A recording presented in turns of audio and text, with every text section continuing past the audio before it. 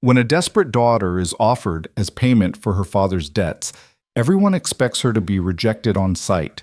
But what happens when the man she's sent to insult sees something no one else does?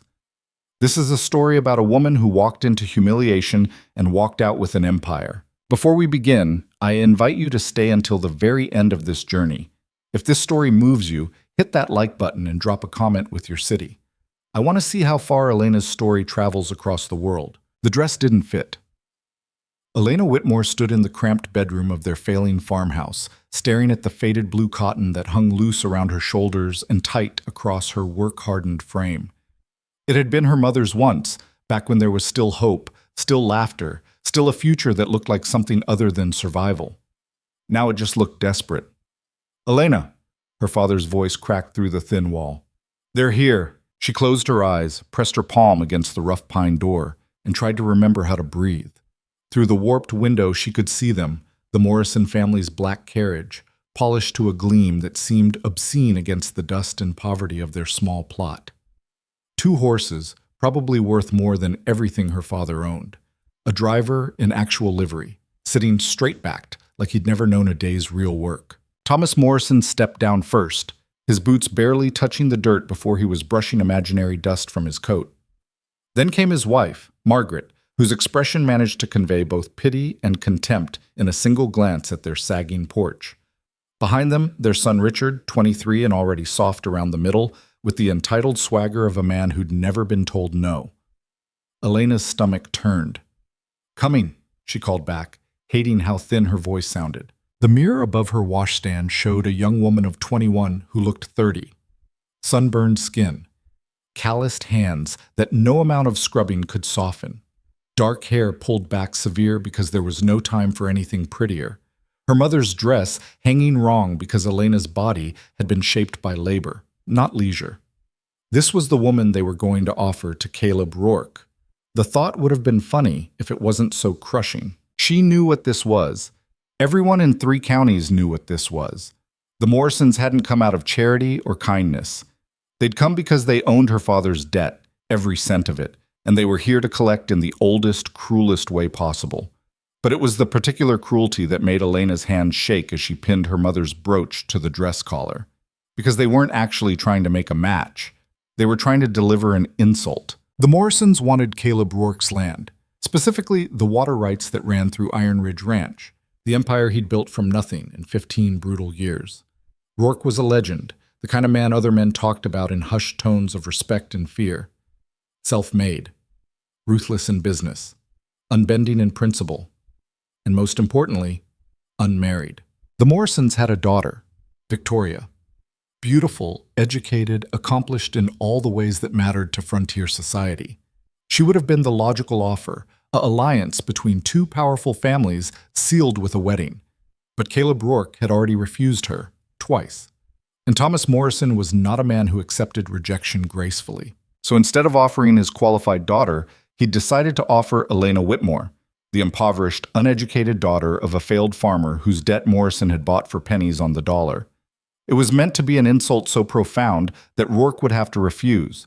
And when he did, the Morrisons would have their leverage, public humiliation, a debt still owed, and Elena's father would lose everything anyway. Elena was the pawn in a game she couldn't win. The only question was how quickly she'd be sacrificed. She walked down the narrow stairs, each creak of the old wood announcing her descent like a countdown. Her father stood in the front room, hat in his hands, looking smaller than she'd ever seen him. James Whitmore had been a strong man once, before the drought, before the debt, before the slow realization that hard work and honest intentions weren't enough to survive in a world that didn't care about either. "Elena?" he said quietly, and the apology in his eyes made her want to scream. "It's fine, Papa." "It's not, it is." She crossed to him, took his weathered hands in hers. "It is because it has to be." He pulled her into a hug that smelled like tobacco and desperation, and Elena let herself have 5 seconds, just 5, to be 21 and terrified and angry at the unfairness of it all. Then she let go, because Thomas Morrison was knocking on their door, and there was no more time for anything except survival. Her father opened the door to reveal Morrison's practiced smile, the kind that never reached his eyes. "James, good to see you." "Mr. Morrison." Her father's voice was steady, at least. Mrs. Morrison, Richard, shall we? Morrison stepped inside without waiting for invitation, his gaze sweeping over their modest front room with undisguised assessment. Elena could practically see him calculating values, subtracting worth. Margaret Morrison's attention landed on Elena, and her lips pursed. Is this the girl? Not, is this Elena? Not even, is this your daughter? The girl. This is my daughter, Elena, her father said, and there was a thread of steel under the words that made Elena love him fiercely and hate this situation even more.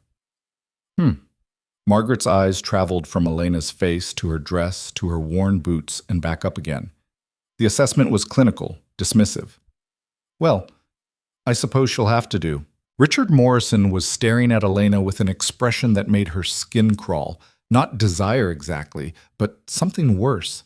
Satisfaction, like he was already enjoying the humiliation to come. Perhaps we should discuss the arrangements, Thomas Morrison said, settling himself into their best chair without asking.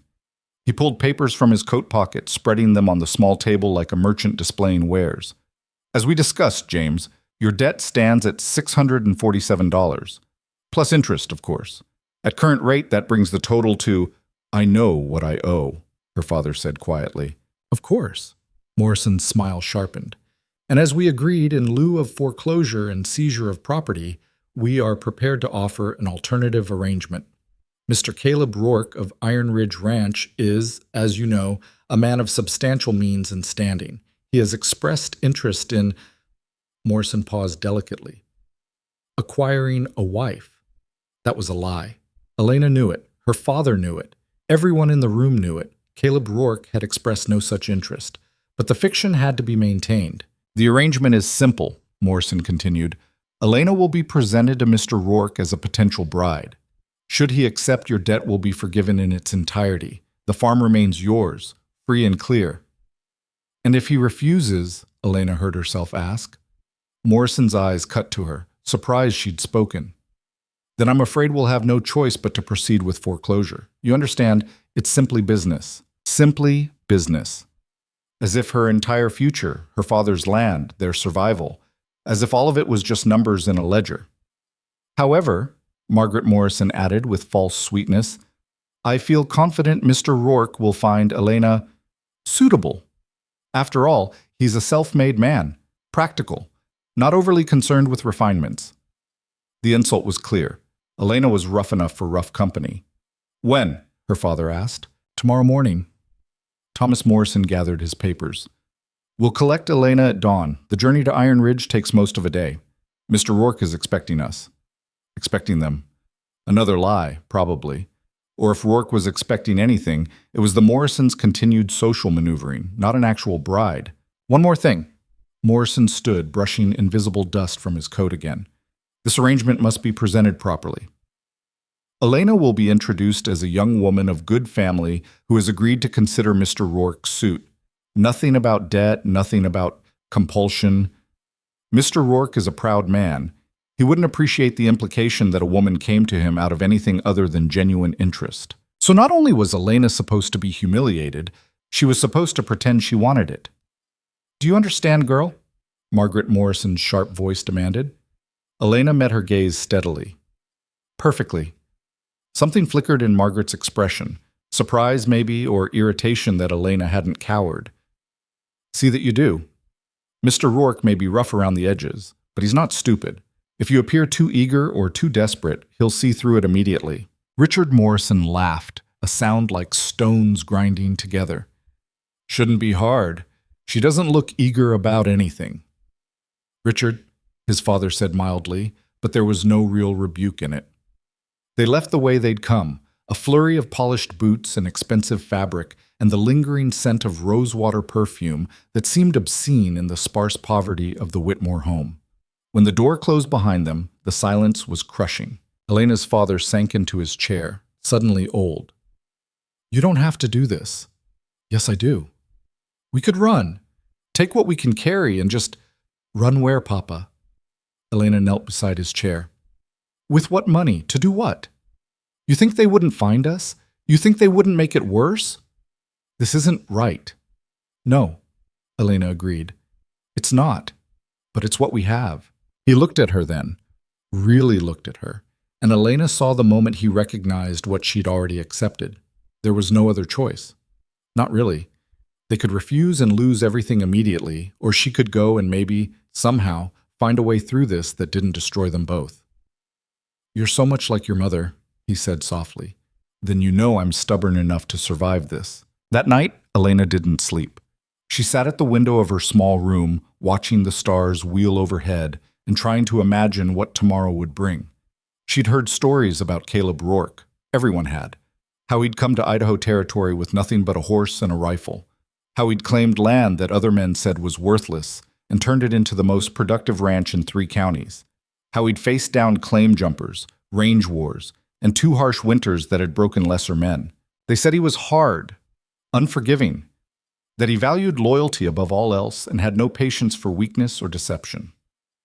They said he'd killed 3 men in a boundary dispute, though whether that was fact or legend, no one seemed sure. They said he'd never marry because no woman could meet his impossible standards.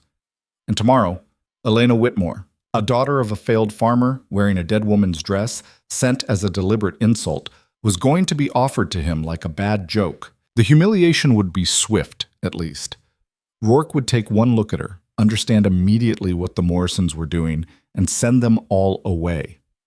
Elena would return home rejected, her father would lose the farm anyway, and the Morrisons would have their petty revenge for Rourke's refusal of their daughter. Unless...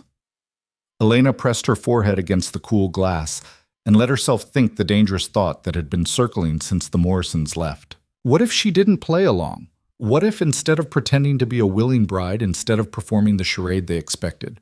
What if she just told the truth? It was insane. It was probably suicidal. But something in Elena's chest pulled tight at the idea, a desperate hope she didn't dare examine too closely. If Caleb Rourke was half the man the stories said he was, if he valued honesty and hated manipulation, then maybe, just maybe, the worst thing she could do was exactly what the Morrisons expected. And the best thing she could do was something no one expected at all. The thought terrified her. It also felt like the first real choice she'd had in months. Dawn came cold and gray, the kind of morning that promised nothing good. Elena dressed in the same blue cotton dress, braided her dark hair tight enough to hurt, and walked downstairs to find her father making coffee neither of them would drink. "I want you to know," he said without turning around, "that I'm proud of you. Your mother would be too." Elena didn't trust herself to answer. The Morrison carriage arrived exactly at sunrise, punctual as a debt collector. Thomas Morrison barely glanced at her father, just gestured impatiently for Elena to board. She climbed into the plush interior, where Margaret Morrison was already seated, and Richard took the bench across from them with that same unsettling smile. Her father stood in the doorway of their failing farm, watching his daughter disappear into a future neither of them could predict. And Elena didn't let herself look back. If she looked back, she might lose her nerve. If she looked back, she might cry. So she looked forward instead, toward the mountains where Iron Ridge Ranch waited, and tried to convince herself that walking into humiliation was somehow brave. The journey was exactly as miserable as Elena expected. Margaret Morrison spent the first hour offering helpful advice that amounted to instructions on how to be invisible. Don't speak unless spoken to. Don't contradict Mr. Rourke. Don't presume to have opinions on ranch business. Don't... Basically, Richard interrupted with a smirk, try to seem like less of a charity case than you actually are. Richard? His mother's tone was reproving, but her eyes agreed with him. Elena said nothing, just watched the landscape change as they climbed into higher country. The scrub and dust of the low valleys gave way to pine forests and rocky outcrops. Good grazing land, Elena noted with a farmer's daughter eye. Rich soil in the meadows, clear water in the streams. This was territory worth fighting for. No wonder the Morrisons wanted it. Around midday, they stopped to water the horses at a creek. Richard wandered off to relieve himself, and Thomas Morrison was busy with the driver, which left Elena and Margaret alone in an awkward silence. "You do understand what's expected of you," Margaret finally said. It wasn't a question, but Elena answered anyway. "I understand what you expect." Margaret's eyes sharpened. Meaning, I understand this is a performance. You want me to go through the motions so you can say you made the offer, Rourke can refuse without losing face, and you can claim some kind of moral high ground while you take my father's land anyway." The older woman's face went very still. "You have quite the imagination." "Do I?" "Mr. Rourke is a difficult man," Margaret said carefully. "Particular. The likelihood of him accepting any woman is slim. But we are making this offer in good faith, and if you sabotage it through attitude or impropriety, you'll take the farm anyway." Elena met her gaze squarely. "You were always going to take the farm, Mrs. Morrison. This whole thing is just theater to make you feel better about it." For a long moment, Margaret Morrison just stared at her. Then something that might have been respect flickered across her features before freezing back into disdain. "You're cleverer than you look. That may not serve you well. I'll take my chances." The rest of the journey passed in cold silence, which suited Elena fine. She needed the quiet to shore up her courage for what she was about to do. Because somewhere in the last hour of rattling along in an expensive carriage while wearing a dead woman's dress, Elena had made her decision. She was going to tell the truth. All of it. Not because she thought it would work, it probably wouldn't, but because she was tired of being moved around like a piece in someone else's game. Tired of survival, meaning surrender. Tired of doing what was expected when expectation was just another word for giving up. If she was going to be humiliated, at least it would be on her own terms. If she was going to fail, at least it would be honestly. And if, by some miracle, Caleb Rourke turned out to be a man who valued truth over performance, well, that would be something worth betting on. The sun was low in the western sky when they finally crested a ridge and Thomas Morrison called out, "There, Iron Ridge Ranch!" Elena leaned forward to look. The valley below was vast. Miles of open range bordered by pine-covered mountains. Cattle dotted the meadows, hundreds of them, fat and healthy. Fence lines ran straight and true, marking boundaries with mathematical precision. In the center of it all sat a compound of buildings, a large main house built from local stone and timber, barns that looked newer than most towns, corrals and outbuildings arranged with the kind of efficiency that spoke to serious purpose. This wasn't just a ranch, it was an empire. And somewhere down there was the man who'd built it. Elena's heart hammered against her ribs. The carriage descended into the valley, following a well-maintained road that carved through the rangeland. As they approached the main compound, Elena could see people working, ranch hands moving between buildings, the blacksmith's forge glowing in the gathering dusk, smoke rising from what looked like a cookhouse. It was a working ranch, and these were working people. Competent, busy. No one even glanced at the fancy carriage rolling in. They'd probably seen the Morrisons before, probably knew exactly what kind of people they were. The carriage stopped in front of the main house, and Elena's time ran out. "Remember," Margaret hissed as Thomas moved to open the door. "Respectful, demure, and for heaven's sake, don't speak unless you're asked a direct question." Elena didn't bother responding. They climbed out into the cooling evening air, and Elena got her first real look at Iron Ridge Ranch from ground level. The main house was impressive. Solid construction, wide porch, windows that actually had glass. Real prosperity, not the showy kind the Morrisons favored, but the earned kind that came from building something that lasted. The front door opened before they could knock. The woman who emerged was in her 50s, gray hair pulled back in a no-nonsense bun, wearing a simple dress and an expression of professional courtesy that didn't quite hide her skepticism. "Mr. Morrison, Mrs. Morrison." Her gaze flicked to Elena, neutral. "Mr. Rourke is expecting you. This way." They followed her into a front hall that smelled like pine soap and leather. Everything was clean, functional, well-made. No fancy decorations, no unnecessary frills, just quality materials put together by someone who knew what they were doing. "Wait here," the woman said, gesturing to a sitting room off the main hall. "I'll let Mr. Rourke know you've arrived." She disappeared down a hallway, leaving the Morrisons and Elena standing awkwardly in the formal sitting room. Thomas Morrison perched on the edge of a leather chair, trying to look comfortable. Margaret studied the room with poorly concealed avarice, probably cataloging everything worth owning. Richard just looked bored. Elena stood near the window and tried to breathe. Footsteps approached from deeper in the house, boot heels on hardwood, steady and unhurried. The kind of walk that belonged to someone who didn't rush for anyone. And then Caleb Rourke walked into the room, and every story Elena had ever heard suddenly seemed inadequate. He wasn't handsome in any conventional sense.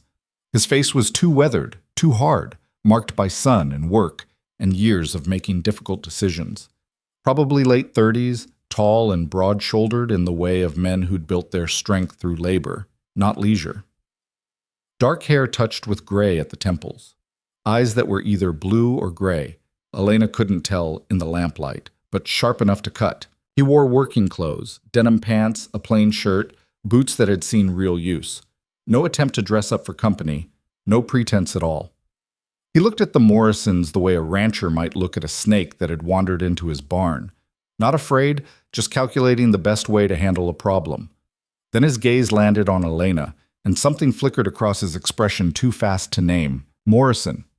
His voice was rough, like he didn't use it for small talk. "You said you wanted to discuss a business matter." "Indeed." Thomas Morrison stood, all false heartiness. "Thank you for seeing us, Rourke. I trust we're not interrupting." "You are. Get to the point." Margaret Morrison's smile went brittle, but she pushed ahead. "Mr. Rourke, may I present Miss Elena Whitmore?" "Elena, this is Mr. Caleb Rourke, owner of Iron Ridge Ranch." Elena met his gaze steadily and said nothing. She didn't curtsy, didn't smile, didn't perform. Caleb Rourke's eyes narrowed slightly. "Miss Whitmore comes from good family," Margaret continued, her voice taking on the practiced tone of someone selling livestock. "Her father owns property in the Southern Valley. She's well-mannered, capable, and has expressed interest in—" "Stop!" Rourke's voice cut through the rehearsed speech like an axe. He looked at Thomas Morrison. "You brought a woman to my ranch to offer as a bride. Don't dress it up with social niceties. State your business plainly or leave." Thomas Morrison's face reddened, but he recovered quickly. "Very well. James Whitmore owes my family a substantial debt. In lieu of foreclosure, we've arranged for his daughter Elena to be considered as a potential wife for you. Should you accept, the debt would be forgiven. It's a mutually beneficial arrangement." "For who?" Rourke's gaze was back on Elena, and this time it stayed there. "You. What's your stake in this?" The room went very quiet. Margaret Morrison made a small noise of protest. Elena wasn't supposed to speak, wasn't supposed to have opinions. But Caleb Rourke ignored her completely, waiting for Elena's answer. This was it, the moment she'd been both dreading and waiting for. Elena took a breath, met those sharp eyes, and chose truth. "My father will lose everything if I don't do this," she said quietly. "The Morrisons own his debt, and they're going to take his land whether you accept me or not. This whole thing is a setup. They know you'll refuse, and when you do, they'll have what they wanted all along. I'm just the excuse." The silence that followed was absolute. Thomas Morrison's face went from red to purple. Margaret actually gasped. Richard looked like he'd been slapped, and Caleb Rourke smiled. It wasn't a nice smile. It was the smile of a man who'd just been proven right about something he'd suspected all along. "Get out," he said to the Morrisons. "Now see here," Thomas started. "Out. Of my house, now. You can't just—" Rourke took one step forward, and Thomas Morrison stumbled backward like he'd been shoved. "This is my land, my house, and you just tried to run a con on me using a girl who's got more spine than your whole family combined. We're done here. The debt—" Margaret tried. "Isn't my problem. Take it up with a bank. Take it up with a lawyer. I don't care, but you're going to do it off my property." He turned to Elena. "You, stay." It wasn't a request. The Morrisons left in a flurry of outrage and threats, Richard shooting Elena a look of pure venom as he passed. Their protests faded down the hallway, cut off by the firm closing of the front door. And then Elena was alone with Caleb Rourke, in his sitting room, with absolutely no idea what happened next. He studied her for a long moment, and Elena forced herself not to look away. She'd already burned every bridge, might as well own it. "That was either very brave or very stupid," Rourke finally said. "Probably both." The corner of his mouth twitched. "You knew what they were doing the whole time." "Yes, and you came anyway." "I didn't have a choice. Everyone has a choice." He moved to a side table, poured 2 glasses of what looked like whiskey, and held one out to her. "The question is what you're willing to pay for it." Elena took the glass because refusing seemed more dangerous than accepting. "What's this going to cost me?" "Don't know yet." He downed his own whiskey in one swallow. "But I respect honesty, and you just threw yourself in front of a stampede to tell the truth. So before I send you back to whatever fresh hell the Morrisons have waiting, I want to hear the rest of it. All of it. No performance, no script, just what's actually happening. So Elena told him everything. The drought that had killed their crops 2 years running, her mother's death from pneumonia the winter before because they couldn't afford the doctor, her father's slow collapse under the weight of debt and grief, the Morrisons buying up the loans and offering this devil's bargain, the deliberate insult of sending Elena instead of their own daughter, the calculation that Rourke would refuse and they'd get the land anyway. She told it without crying, without begging, just laying out the facts like stones in a path. When she finished, Caleb Rourke was quiet for a long time. "You're right," he finally said. "It was a setup. They've been after my water rights for 2 years, tried buying me out, tried legal challenges, tried marrying into it through that ice princess daughter of theirs." He refilled his glass. This was their next move, public humiliation. "Make me look like the villain for refusing a poor girl in need. Except you went and ruined it by being honest." "Sorry," Elena said, and meant it. "Don't be. I hate games." He looked at her then, really looked, and Elena felt the weight of that assessment.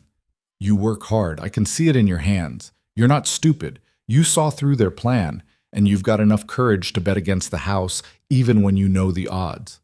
He paused. "What are you afraid of?" The question caught her off guard. "What?" "Everyone's afraid of something. What's yours?" Elena thought about lying, about giving some acceptable answer, but she'd already chosen truth and there was no backing out now.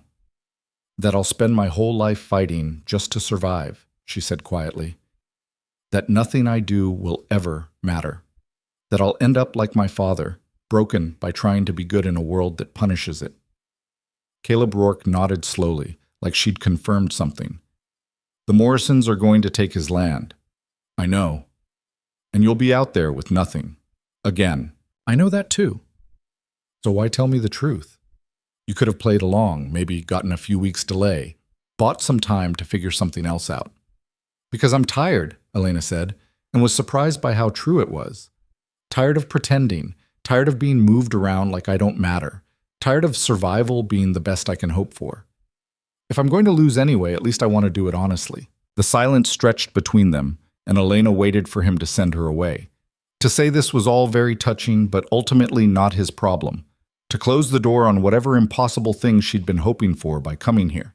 Instead, Caleb Rourke did something Elena never expected. He offered her a choice. "I need a wife," he said bluntly. "Not for romance or social standing or any of that bullshit. I need a partner. Someone who can run this ranch when I can't. Who knows the difference between hard work and busy work. Who won't fold the first time things get difficult. Someone I can trust." Elena's heart stopped. "I don't know you," Rourke continued, "and you don't know me. But I know what I saw tonight, a woman with more backbone than sense who told the truth when lying would have been easier. That counts for something in my world." He met her eyes. "So here's what I'm offering. Stay. Work here. Prove you're who you say you are, and I'll marry you. Your father's debt gets paid, the Morrisons lose, and you get a life that's about more than survival. And if I can't prove it," Elena managed, "then I'll pay off your father's debt anyway, set you up somewhere safe, and we call it even for telling me the truth tonight." He paused. "Either way, you walk away better than you came, but only if you stay and try." It was insane. It was impossible. It was the first real choice anyone had offered Elena in years. "Why?" she asked. "Because the Morrisons tried to make you a pawn, and I don't like being played. Because you reminded me what courage looks like. And because I'm 40 years old, I've built something worth protecting, and I need someone who sees it as more than a prize to be won." He set his glass down with quiet finality. "That's my offer. Take it or leave it, but decide now. I don't wait on answers." Elena looked at this hard man and his empire, offering her a gamble disguised as salvation. Every practical instinct screamed to refuse. This was too much, too fast, too dangerous. She didn't know him, didn't know what staying might cost. But she also knew what leaving would cost. Her father's land, any hope of a future, the last shreds of her courage. And maybe, just maybe, Caleb Rourke was exactly the kind of impossible bet worth taking. "I'll stay," Elena said, and watched the future reshape itself around 2 words. Caleb Rourke smiled, and this time it reached his eyes. Good. We'll start tomorrow. Elena didn't sleep that night either, but for entirely different reasons. The room Caleb Rourke had given her was bigger than her entire bedroom back home. Clean sheets that smelled like lavender. A window that overlooked the valley, where moonlight turned the rangeland silver. A wash basin with actual hot water brought up by the same gray-haired woman who'd answered the door. Mrs. Chen, the housekeeper, who'd looked at Elena with shrewd assessment but no judgment. Breakfast is at 5, Mrs. Chen had said. Mr. Rourke doesn't wait for stragglers. Then she'd left Elena alone with her racing thoughts and the growing realization that she'd just agreed to something she didn't fully understand. Stay, work, prove yourself. Simple words for an impossible task. Elena sat on the edge of the bed, still wearing her mother's dress, and tried to process what had happened. 12 hours ago, she'd been a pawn in someone else's game. Now she was, what? A gamble? An experiment? A woman who'd bet her future on a stranger's offer because the alternative was slow death by poverty? All of the above, probably. She thought about her father, alone in that failing farmhouse, waiting for news that wouldn't come. The Morrisons would have gone straight to him after Rourke threw them out, demanding to know what Elena had done to ruin their plan. Her father would be frantic, imagining the worst. I'll send word to your father tomorrow, Rourke had said before showing her to this room. Let him know you're safe, that the debt's being handled. How? Elena had asked. I'll buy it from Morrison, pay him what he paid for it, not a cent more. Your father gets clear, Morrison gets his money back, and everyone walks away. He won't sell, not if he knows you're buying it for me. Rourke's smile had been cold. He'll sell because I'll make it clear what happens if he doesn't. Morrison's got business interests in 3 counties. Be a shame if certain people started asking questions about how he acquired some of those properties. It should have scared her, that casual mention of leverage and pressure.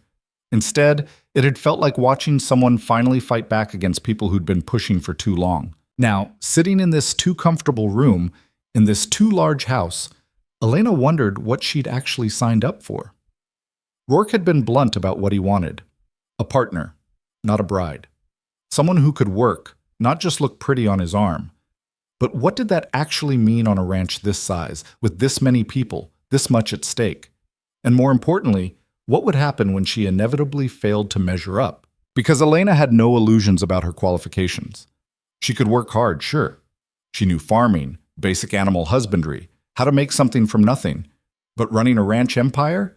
Managing employees? Dealing with the kind of business decisions that Rourke probably made before breakfast? She was going to fail.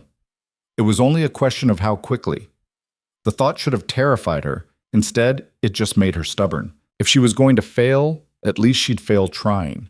At least she'd fail on her own terms, giving everything she had instead of quietly accepting defeat. Elena stripped out of her mother's dress, washed her face in water that was still warm, and climbed into bed with the kind of determination that felt like armor. Tomorrow, she'd prove she was worth the gamble. Or she'd prove she wasn't. Either way, she'd know. The knock on her door came at 4:30 in the morning, sharp and businesslike. Elena was already awake, dressed in the only other clothes she owned, a plain work dress that had seen better days and boots that were more patched than leather. Coming, she called, and opened the door to find Mrs. Chen standing there with a bundle of folded fabric. These were my daughters, the housekeeper said without preamble. She's married now, living in Portland. About your size near enough. You can't work in that. She nodded at Elena's threadbare dress with the kind of bluntness that came from years of practical living. Elena took the bundle carefully. 2 work dresses, sturdy cotton, a pair of men's work pants that had been altered to fit smaller frames, a coat that looked warm enough for mountain winters. All of it worn but well maintained, the kind of clothes that lasted because someone cared enough to mend them properly. I can't. Yes, you can. Mr. Rourke pays me to run this household efficiently. Can't do that if you freeze to death or trip over your own skirts in the barn. Mrs. Chen's expression softened slightly.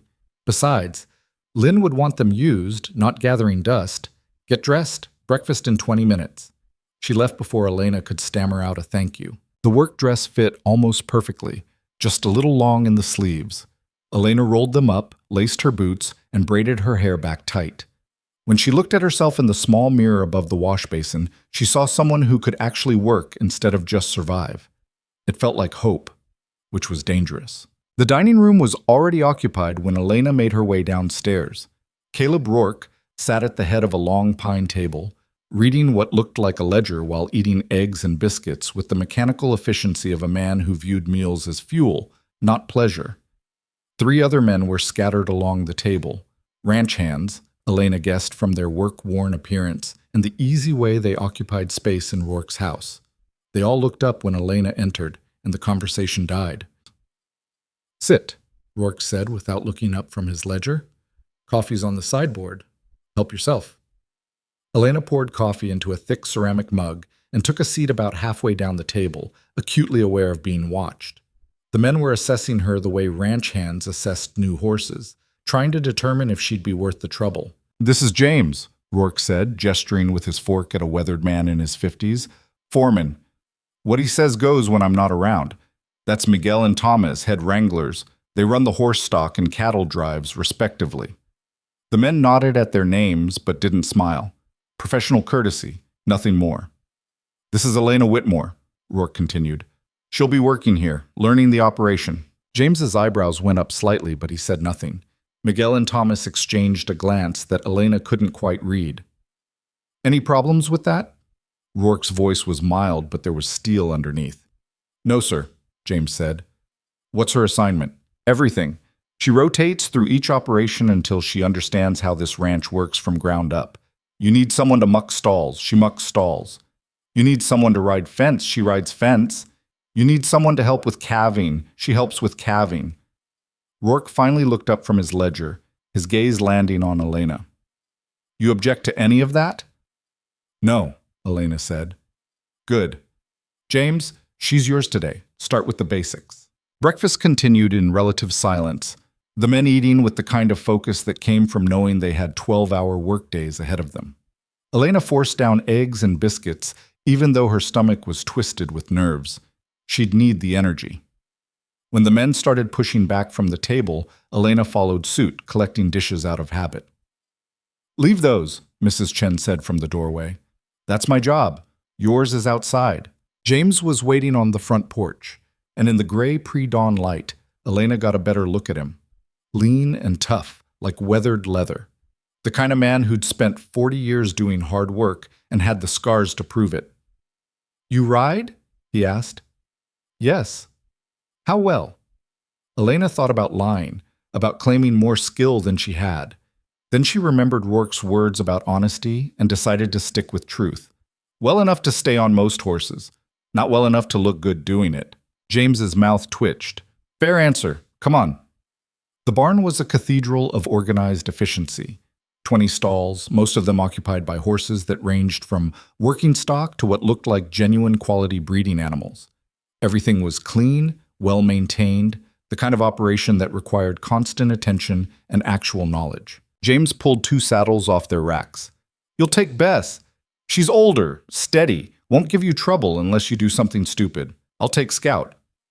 They saddled in silence, and Elena was grateful for the familiar routine of checking cinches and adjusting stirrups. At least this was something she knew how to do, even if everything else was foreign territory. The sun was just starting to paint the eastern mountains gold when they rode out, following a track that led up into higher pastures. The morning air was cold enough to make Elena's breath fog, and she pulled the borrowed coat tighter. "We run about 800 head of cattle across 3,000 acres, James said as they rode. Plus 200 horses, 40 of which are breeding stock. That's what you saw in the barn, the good ones. Working horses are in the lower corrals." Elena nodded, trying to commit the numbers to memory. "Mr. Rourke built this operation from nothing in 15 years, James continued. Started with 40 acres and 20 head of cattle he drove up from California. Now we're the largest ranch in the territory. You know how that happened?" "Hard work?" Elena guessed. "Everybody works hard, that's the cost of entry." James glanced at her. "Rourke succeeded because he's smarter than everyone else, and meaner when he needs to be. He can read land, read cattle, read people, and he doesn't make the same mistake twice." It sounded like a warning. They rode for another 20 minutes before cresting a ridge that opened onto a high meadow where about 100 cattle grazed, watched over by 2 mounted cowboys. "This is the summer range," James said. "Come winter, we'll bring them down to the lower pastures, For now, we're checking fence lines, looking for breaks or weak spots. Also checking the cattle themselves, looking for injuries, disease, anything that needs attention. What am I looking for specifically? Limping, labored breathing, cattle separated from the herd. Anything that looks wrong probably is wrong. He pulled a pair of binoculars from his saddlebag and handed them to Elena. Start there. Tell me what you see. Elena raised the binoculars and began scanning the herd, trying to remember everything her father had taught her about livestock. Most of the cattle looked healthy, good weight, moving normally, grazing contentedly. But there, near the far edge of the meadow, a heifer stood alone, head down. That one, Elena said, pointing. Off by herself, heads low. James looked, grunted approval. Good eye. What else? Elena scanned again, more carefully this time. That steer there, favoring his right front leg.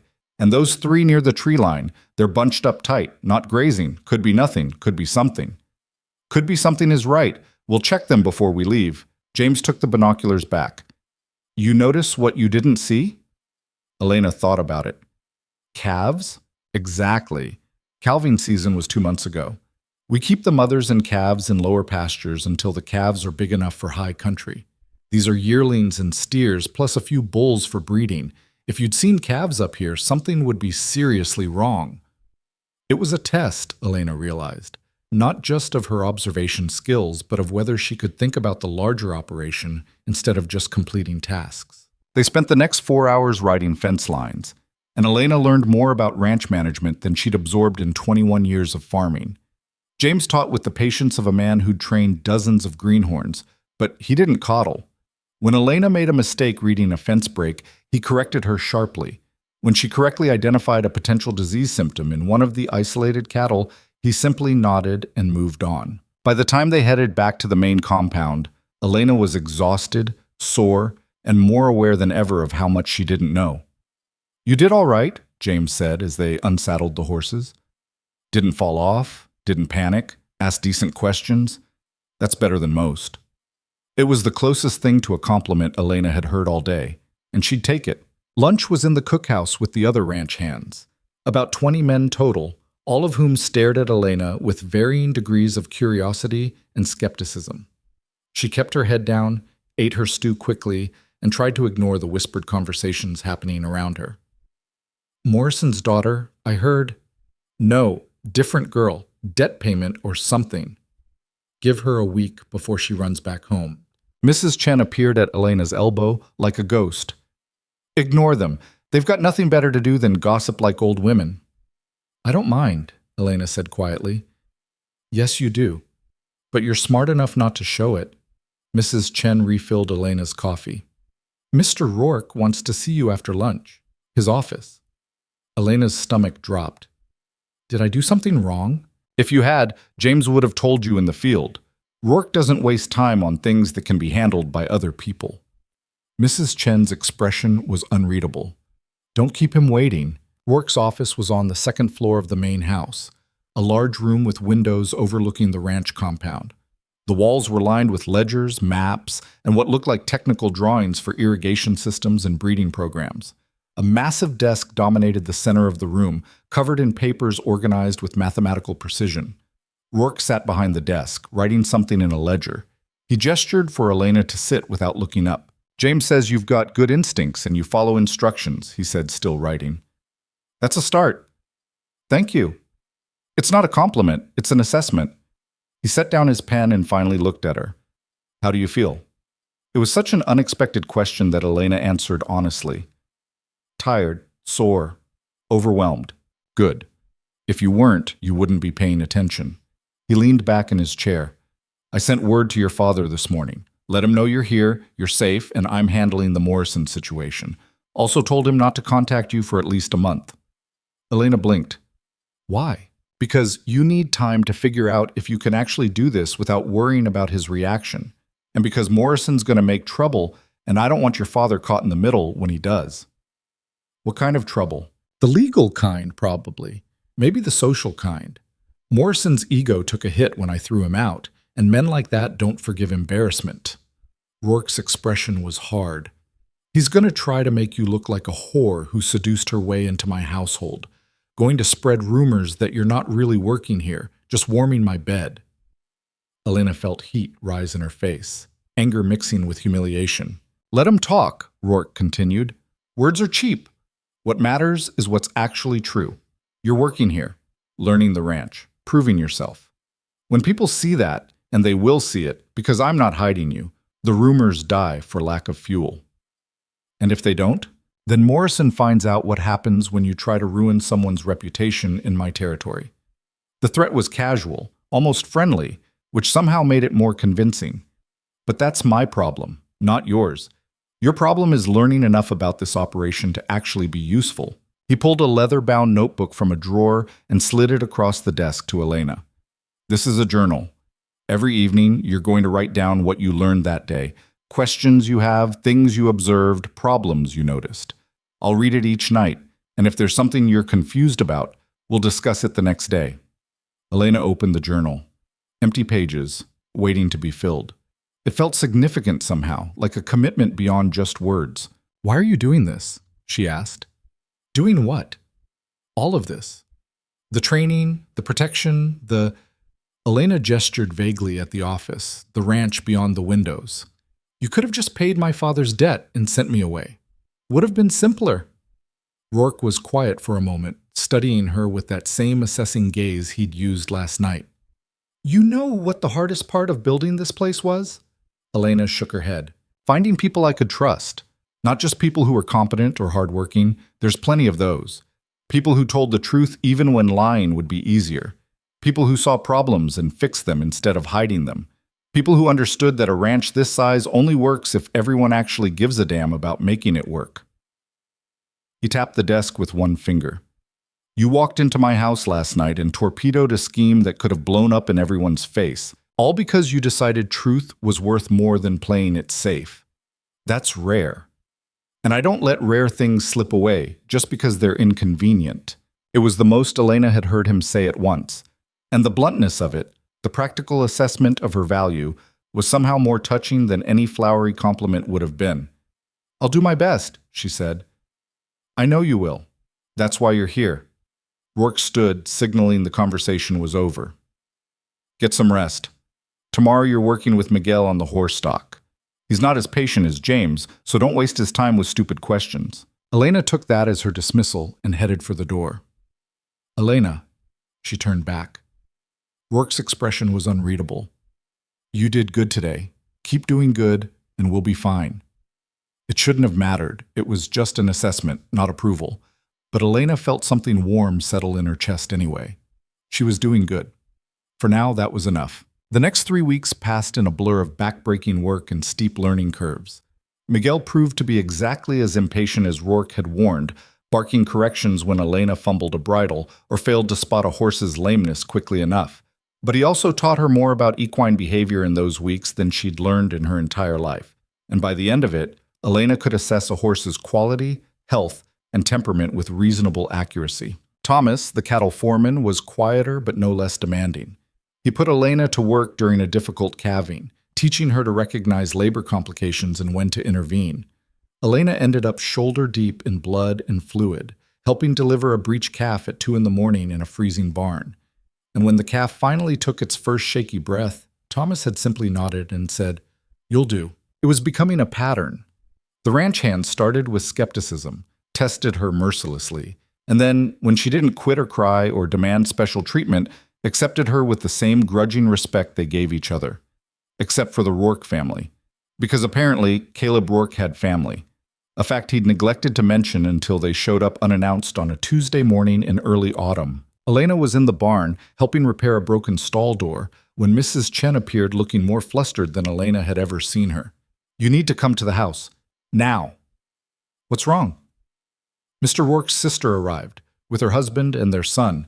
They're in the parlor asking questions, and Mr. Rourke is in the north pasture dealing with a fence break. Mrs. Chen grabbed Elena's arm. You need to make yourself presentable, quickly. Elena looked down at herself, covered in sawdust and horsehair, smelling like the barn, and wanted to laugh at the impossibility of presentable. But Mrs. Chen was already dragging her toward the house. Who's his sister? Catherine Thornton, married to a banker in Boise. She visits twice a year to remind Mr. Rourke that he should sell this place and move to civilization. Mrs. Chen pushed Elena toward the stairs. Clean up fast. Change into the better dress. And for the love of heaven, try to look like you belong here. Elena washed her face and hands, changed into the nicer of Lynn's old dresses, and tried to do something with her hair that didn't scream, "I've been working in a barn all morning." It was a losing battle, but she did her best. The woman waiting in the parlor was everything Elena expected, and worse. Catherine Thornton was in her early 40s, elegantly dressed in traveling clothes that probably cost more than Elena's father made in a year.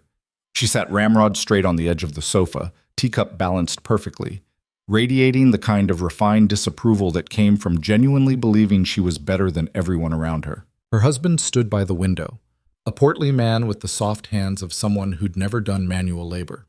Their son, maybe 17 or 18, slouched in a chair with the bored expression of a young man forced to endure family obligations. All three turned to stare when Elena entered the room. "Oh," Catherine said, and managed to pack a lifetime of judgment into that single syllable. "You must be the girl." Not even a name, just the girl. Elena felt her spine straighten. "I'm Elena Whitmore."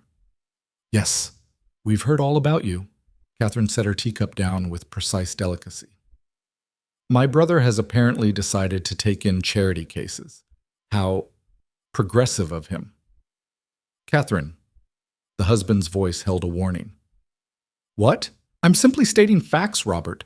This young woman appeared out of nowhere, and suddenly Caleb is making arrangements that affect the entire family without consulting anyone. This ranch is Caleb's," Robert said mildly. "Not a family enterprise. He doesn't need to consult anyone." Catherine's mouth tightened. Nevertheless, one would think after years of refusing perfectly suitable women from established families, he might at least have the courtesy to explain why this, she gestured vaguely at Elena, is different. Elena had dealt with condescension before. The Morrisons had perfected it, but something about Catherine's casual cruelty, delivered in this house where Elena had been working herself to exhaustion, trying to prove she belonged, ignited something hard and bright in her chest. "I'm different," Elena said clearly, "because your brother values honesty over performance, because he'd rather have someone who tells the truth than someone who looks good at parties, and because I'm here to work, not to be decorative." The silence that followed was absolute. Catherine's face went through several interesting color changes. Robert looked like he was trying not to smile. The son sat up slightly, suddenly interested. "How dare you?" Catherine started. "Elena's right." Everyone turned. Caleb Rourke stood in the doorway, covered in mud from the fence repair, looking about as civilized as a wolf. His gaze swept over his sister, her family, and landed on Elena with something that might have been approval. "Catherine, Robert, didn't know you were coming." "Clearly." Catherine recovered her composure with visible effort. "Caleb, we need to discuss this situation privately." "No, we don't. Elena's staying. She's working here. End of discussion." "But the scandal?" "What scandal? A woman working on a ranch? Happens all the time. Or are you talking about the garbage Morrison's been spreading? Because I don't give a damn what Morrison says, and neither should you." Catherine stood, drawing herself up to her full height. "I am thinking of the family reputation, of your standing in the community, of what people will say when they hear you've installed some debt girl in your household without proper..." "Careful." Rourke's voice went very quiet, very dangerous. "You're about to say something you can't take back." Brother and sister stared at each other, and Elena saw the resemblance for the first time. The same hard jaw, the same stubborn set to their shoulders, the same unwillingness to back down. Robert cleared his throat. "Perhaps we should continue this conversation another time. We've had a long journey and..." "Good idea," Rourke said, not taking his eyes off his sister. "Mrs. Chen will show you to the guest rooms. We'll have dinner at 6. Elena will be joining us." It wasn't a request. Catherine opened her mouth, closed it, and swept out of the room with her husband and son trailing behind her like confused ducklings. When they were gone, Rourke turned to Elena. "You all right?" "Fine." "She insult you much before I got here?" "Nothing I couldn't handle." "Good." He moved to the sideboard, poured himself a whiskey. "My sister means well, but she's got ideas about how the world should work that don't match how it actually works. She'll get over it or she won't. Either way, it's not your problem. But it was her problem, Elena thought, because she was the one who'd have to sit across from Catherine Thornton at dinner and endure whatever fresh condescension the woman had prepared. You don't have to prove anything to her, Rourke added, reading her expression. You prove things to me. That's the deal. And at dinner? At dinner, you sit at my table as my guest. You eat. You answer questions honestly if you feel like it. And if Catherine crosses a line, I'll handle it. He downed the whiskey in one swallow. You're here because you earned it. Don't forget that. Elena nodded, even though her stomach was twisted with anxiety about the coming evening. As she left the parlor, she heard Rourke call after her. And Elena, what you said to Catherine about honesty over performance? That was perfect. Don't lose that spine. Dinner was exactly as awkward as Elena feared, but in different ways than she expected. Catherine Thornton spent the first course making pointed comments about Elena's table manners, which were perfectly adequate, thank you very much. And the second course asking invasive questions about Elena's family background, clearly fishing for ammunition. Elena answered truthfully because Rourke had taught her that honesty was armor. Yes, her father was a small farmer. No, they didn't have money or status. Yes, she was here because of debt. No, she wasn't ashamed of any of it. Each honest answer seemed to confuse Catherine more than the last, like she couldn't quite figure out how to attack someone who refused to be defensive about their circumstances. Robert, the husband, mostly stayed quiet but watched the exchange with shrewd banker's eyes. Their son, whose name turned out to be Philip, spent dinner staring at Elena with the kind of open curiosity that bordered on rudeness. So you actually work here? Philip finally asked during dessert. Like actual work? With cattle and horses and stuff? Yes, Elena said. Why? It was such a genuinely confused question that Elena almost laughed. Because the work needs doing, and because I'm learning how to run a ranch. But you're a woman. Philip, Robert said sharply. What? I'm just asking. Women have been running ranches since ranches existed, Elena interrupted. They just don't usually get credit for it. I'm out there every day learning the same things your uncle's male employees learned. The cattle don't care what gender I am. Neither do the horses. Philip blinked at her, then looked at his uncle. Is she always like this? Like what? Rourke asked. So, direct. Yes, it's why she's here. Catherine made a noise that might have been a strangled laugh or a cough. Caleb, honestly, you can't possibly expect to… Catherine. Rourke's voice cut across her like a blade. I'm going to say this once, clearly, so there's no confusion. Elena works for me. She's learning this operation because I'm teaching her. What happens after that is between her and me, and it's none of your business. You want to visit? You're welcome. You want to criticize how I run my ranch or who I choose to employ? You can leave. Your choice. The table went silent. Catherine's face was white with fury, but she was smart enough not to push. She simply stood, placed her napkin on her plate with exaggerated care, and said, I believe I'm tired from traveling. Good night. She left. Robert and Philip exchanged glances, then Robert said quietly, She'll come around. Catherine just needs time to adjust to surprises. She'll have plenty of time, Rourke said. You're all welcome to stay as long as you like. Just leave Elena alone while you're doing it. After the Thorntons retired to their rooms, Elena helped Mrs. Chen clear the table, even though the housekeeper protested. That wasn't your fault, Mrs. Chen said as they carried dishes to the kitchen. Felt like my fault? Catherine Thornton has been trying to run her brother's life since he was 12 years old. She can't stand that he built something without her input and that he's successful in ways her banker husband will never be. Mrs. Chen handed Elena a dish towel. You're just the latest thing she can't control. Don't take it personally. But it was hard not to take personally when Elena was the reason Rourke had just fought with his only sister. She was still thinking about it an hour later when she sat in her room writing in the leather journal Rourke had given her. Recording the day's lessons, the questions she had about breeding programs and winter feeding strategies, the observation that horses responded differently to voice commands depending on who was giving them. And then, because the journal was private and Rourke had said to be honest, she wrote, Catherine Thornton hates me. I don't think I can change that. Not sure if I should try. Feels like no matter what I do here, there will always be people who see me as the debt girl who doesn't belong. Is proving myself to them even the point? or is proving myself to myself enough? She closed the journal, left it on the table where Rourke would collect it, and tried to sleep despite the knot in her stomach. The next morning, the journal was back on her table with a note in Rourke's sharp handwriting. You'll never convince everyone. Don't waste energy trying. Prove yourself to yourself first. The rest follows, or it doesn't. Either way, you'll know you earned it. It was perhaps the most encouraging thing anyone had ever written to her, and Elena read it 3 times before tucking it carefully into her pocket. The Thorntons stayed for 4 more days, and each day was a careful dance of avoiding Catherine while still maintaining basic courtesy. Robert turned out to be more reasonable than his wife. He actually came out to watch Elena work one morning, asking intelligent questions about ranch finances and herd management. Philip shadowed her around like a confused puppy, alternating between skepticism and reluctant admiration. You really do work, he said on the 3rd day, watching Elena help repair fence posts. I thought maybe Uncle Caleb was just, being contrary. Your uncle doesn't do things to be contrary, Elena said, driving a post into hard ground.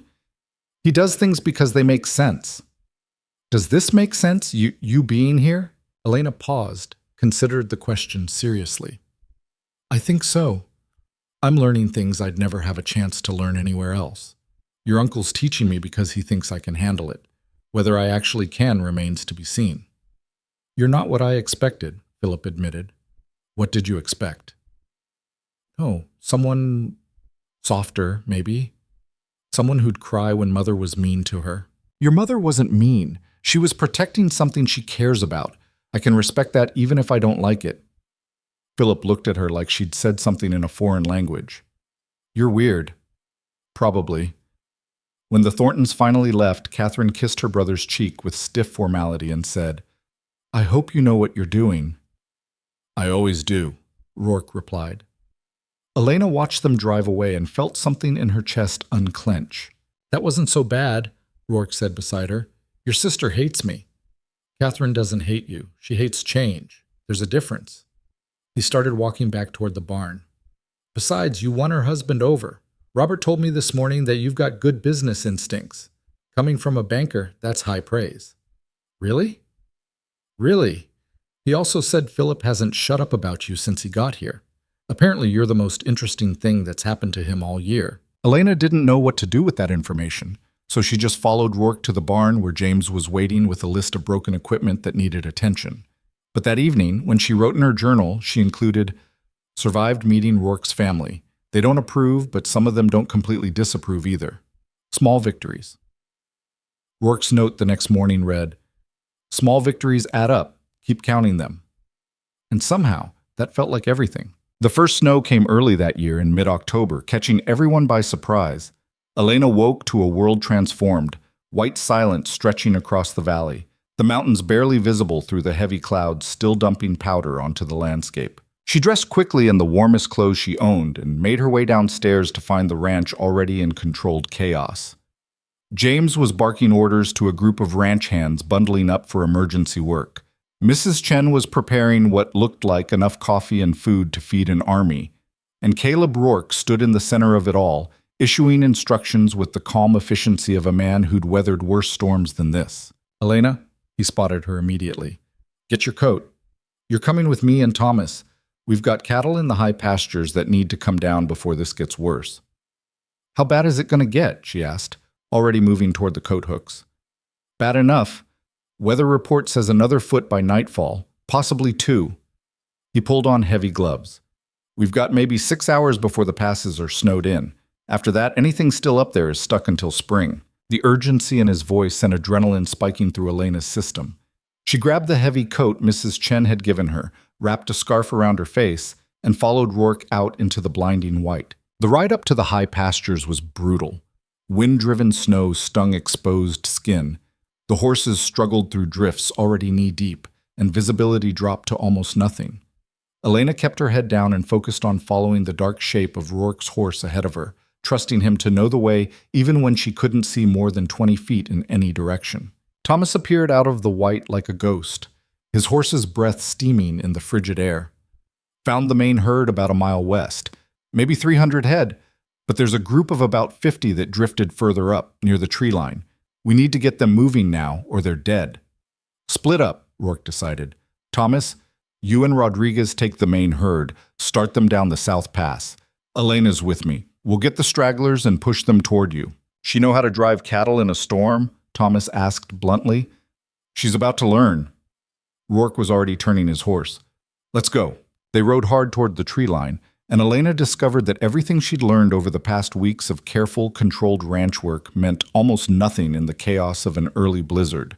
The cattle were scattered, confused, reluctant to move in weather that screamed at them to hunker down and wait it out. Getting them organized was like trying to herd water uphill. Push them from the sides, Rourke shouted over the wind.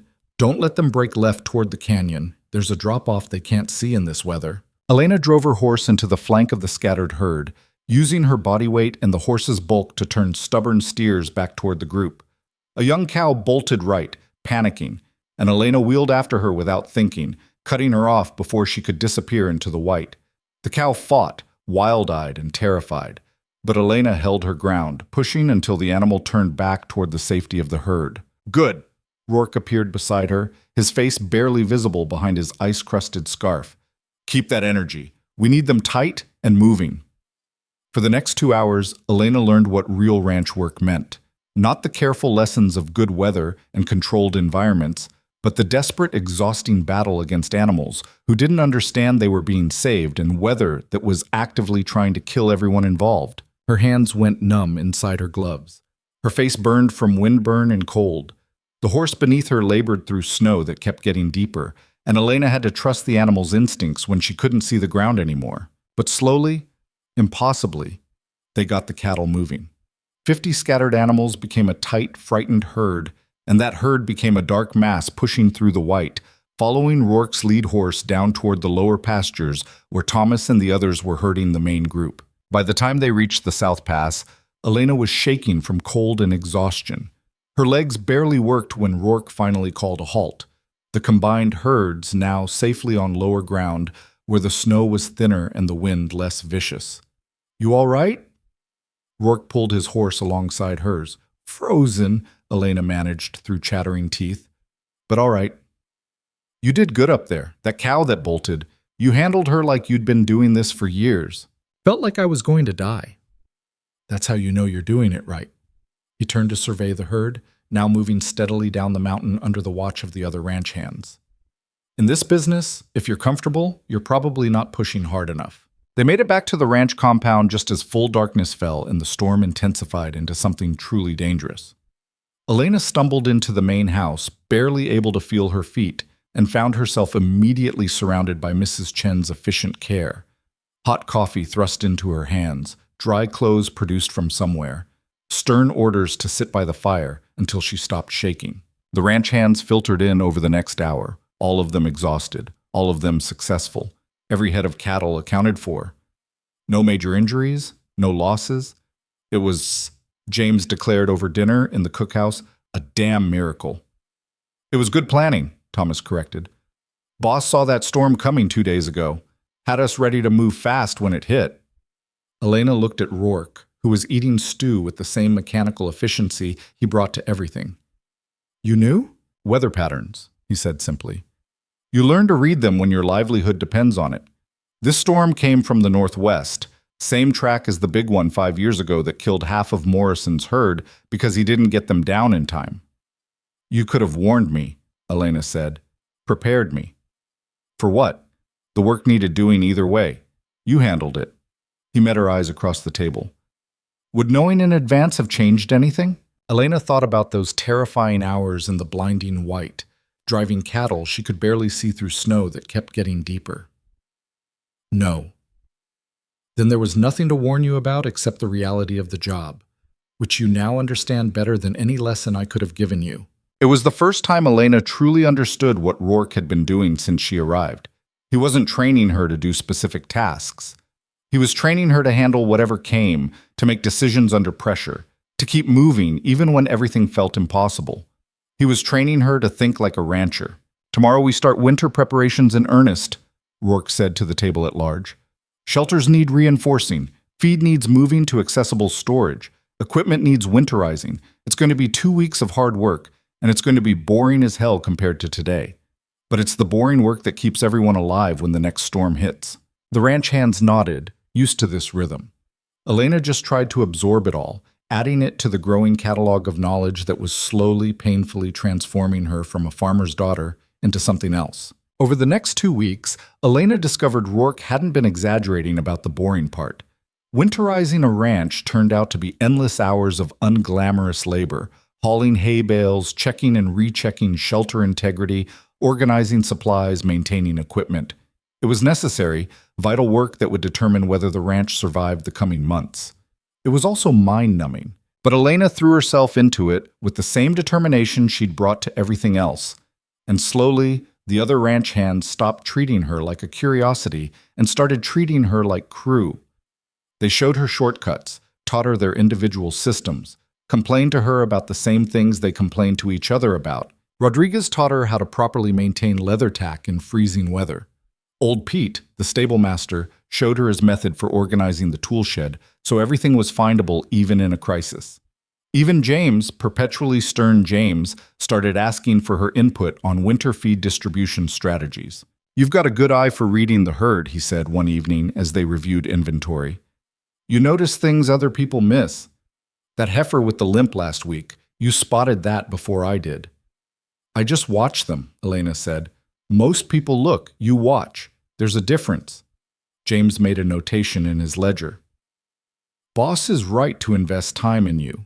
You've got the instincts for this." The compliment settled warm in Elena's chest, valuable because it was earned and because James didn't give praise lightly.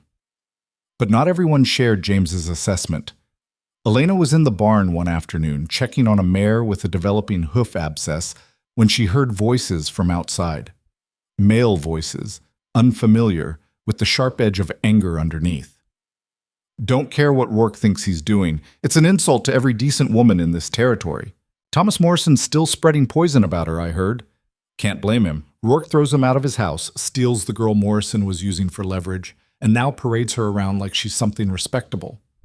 Elena's hands stilled on the mare's hoof. She should make her presence known, announce herself, stop this conversation before it went further. She didn't. "My wife won't even speak Rourke's name anymore," the first voice continued. "Says any man who'd install a woman like that in his household isn't fit for decent society." "Woman like what?" A new voice, younger, uncertain. "I've seen her working. She doesn't act like... Doesn't matter how she acts. Matters what she is. Debt trash using her body to buy her way into a fortune." The words hit like physical blows, and Elena felt something cold settle in her stomach. This was what people were saying. This was the cost of Rourke's gamble on her. "You really believe that?" the younger voice challenged. "You've been around Rourke long enough to know he doesn't operate that way." "I know what I see. And I see a girl with nothing who suddenly has everything, living in his house, eating at his table, working her ass off every day like the rest of us." The younger voice belonged to Philip, Elena realized with shock. Philip Thornton, Catherine's son, who'd been hanging around the ranch for the past week, supposedly helping with winter prep, but mostly just observing. "You defending her, boy?" The first man's tone turned mocking. "She got you charmed too?" "I'm defending reality over gossip," Philip shot back with more spine than Elena had credited him with. "I've watched her work, watched my uncle work with her. Whatever their arrangement is, it's not what you're implying. And if you weren't so busy listening to Thomas Morrison's bitter complaints, you'd see that. Morrison's got legitimate grievances. Morrison's got a bruised ego because Rourke won't be manipulated. There's a difference." Silence followed that pronouncement, tense and uncomfortable. Then footsteps moved away, and Elena was left standing in the barn with a horse she wasn't really seeing anymore. So that was the price. No matter what she did, how hard she worked, how much she proved herself to the people who actually mattered, there would always be others who saw her as nothing more than a whore who'd traded her body for security. The unfairness of it burned in her chest, mixing with shame she knew she shouldn't feel but felt anyway. "You can come out now," Philip called from outside the barn. "They're gone."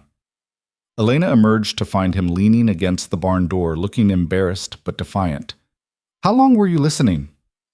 "Long enough." She met his gaze steadily. "Thanks for the defense, even if it won't change their minds." "Probably not," Philip admitted. "But somebody needed to say it. Those men work for my uncle. They should know better than to spread lies about someone he's vouched for. They're not entirely lies, though, are they? Elena heard herself say. I am here because of debt. I do live in your uncle's house, and I don't have anything of my own except what he's given me the chance to earn. So, that's not shameful. That's just circumstances. Philip pushed off from the wall. My uncle doesn't do charity. If you were really just some debt girl trading favors, he'd have paid your father's debt and sent you on your way. Instead, he's teaching you to run this place. Why would he do that if you weren't actually capable of learning? It was a good question, one Elena had asked herself countless times without finding a satisfying answer. Why was Rourke investing so much time and energy in someone who might fail? What did he actually get out of this arrangement beyond the satisfaction of proving the Morrisons wrong? I don't know, she said honestly. Maybe you should ask him. Maybe I should. But when Elena tried to raise the subject that evening, Rourke cut her off before she could finish forming the question. I don't care what people say, he said flatly. They were in his office, reviewing inventory reports, and Elena had fumbled her way through an awkward preamble about rumors and reputation. Never have, never will. People talk. It's what they do when they're not busy actually accomplishing anything. But it reflects on you, so let it reflect. Anyone who knows me knows the truth. Anyone who doesn't know me isn't worth convincing. He set down his pen and looked at her directly. Is this about what you heard in the barn this afternoon? Elena shouldn't have been surprised that he knew. Rourke seemed to know everything that happened on his ranch. Philip told you. Philip told me some men were running their mouths and he shut them down. Good for him. But you're the one who's bothered by it, which is why we're having this conversation instead of focusing on whether we have enough winter feed. Elena struggled to articulate the knot of emotions in her chest. I don't want to be a liability to you, or an embarrassment.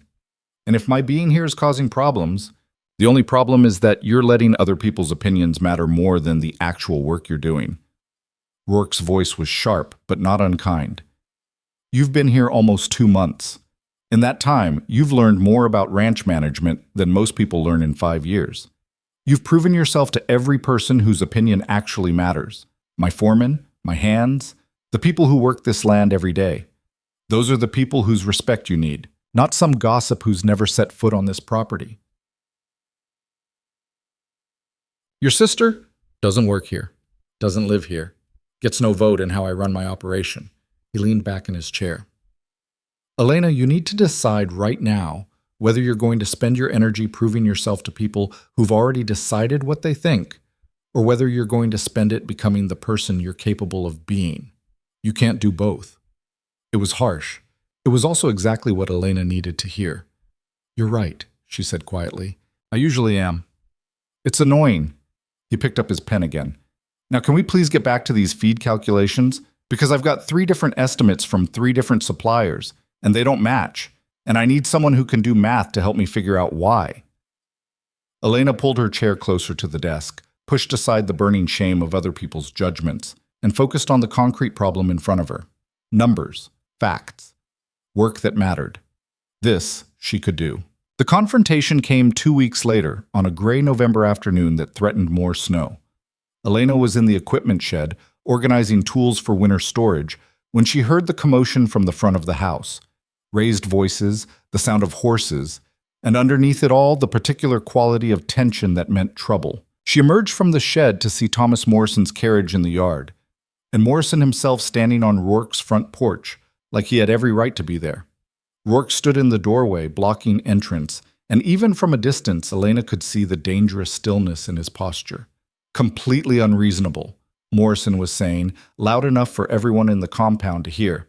I offered you a fair price for the debt. You refused, and now you're using the girl to what? Rourke's voice cut like a blade. To manipulate her father, to leverage my legitimate business dealings into some kind of moral high ground for yourself. Morrison's face was red with anger. You paid James Whitmore's debt at double the market value just to spite me. That's not business. That's personal vendetta. You're damn right it's personal. Rourke stepped out onto the porch, and Morrison actually backed up a step. You tried to use a woman as a pawn in your land grab. You deliberately insulted both me and her father with your little scheme.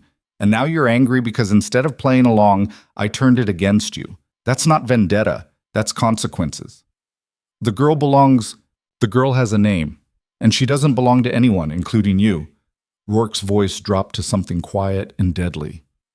Elena Whitmore works for me. Her father's debt is paid. You have no claim, no leverage, no business being on my property. So I'm going to give you exactly one chance to leave before I have my men throw you out. Morrison's hand moved toward his coat, and Elena's heart stopped. But before he could draw whatever weapon he was reaching for, James appeared from seemingly nowhere with a rifle cradled casually in his arms. Boss said leave, James said calmly.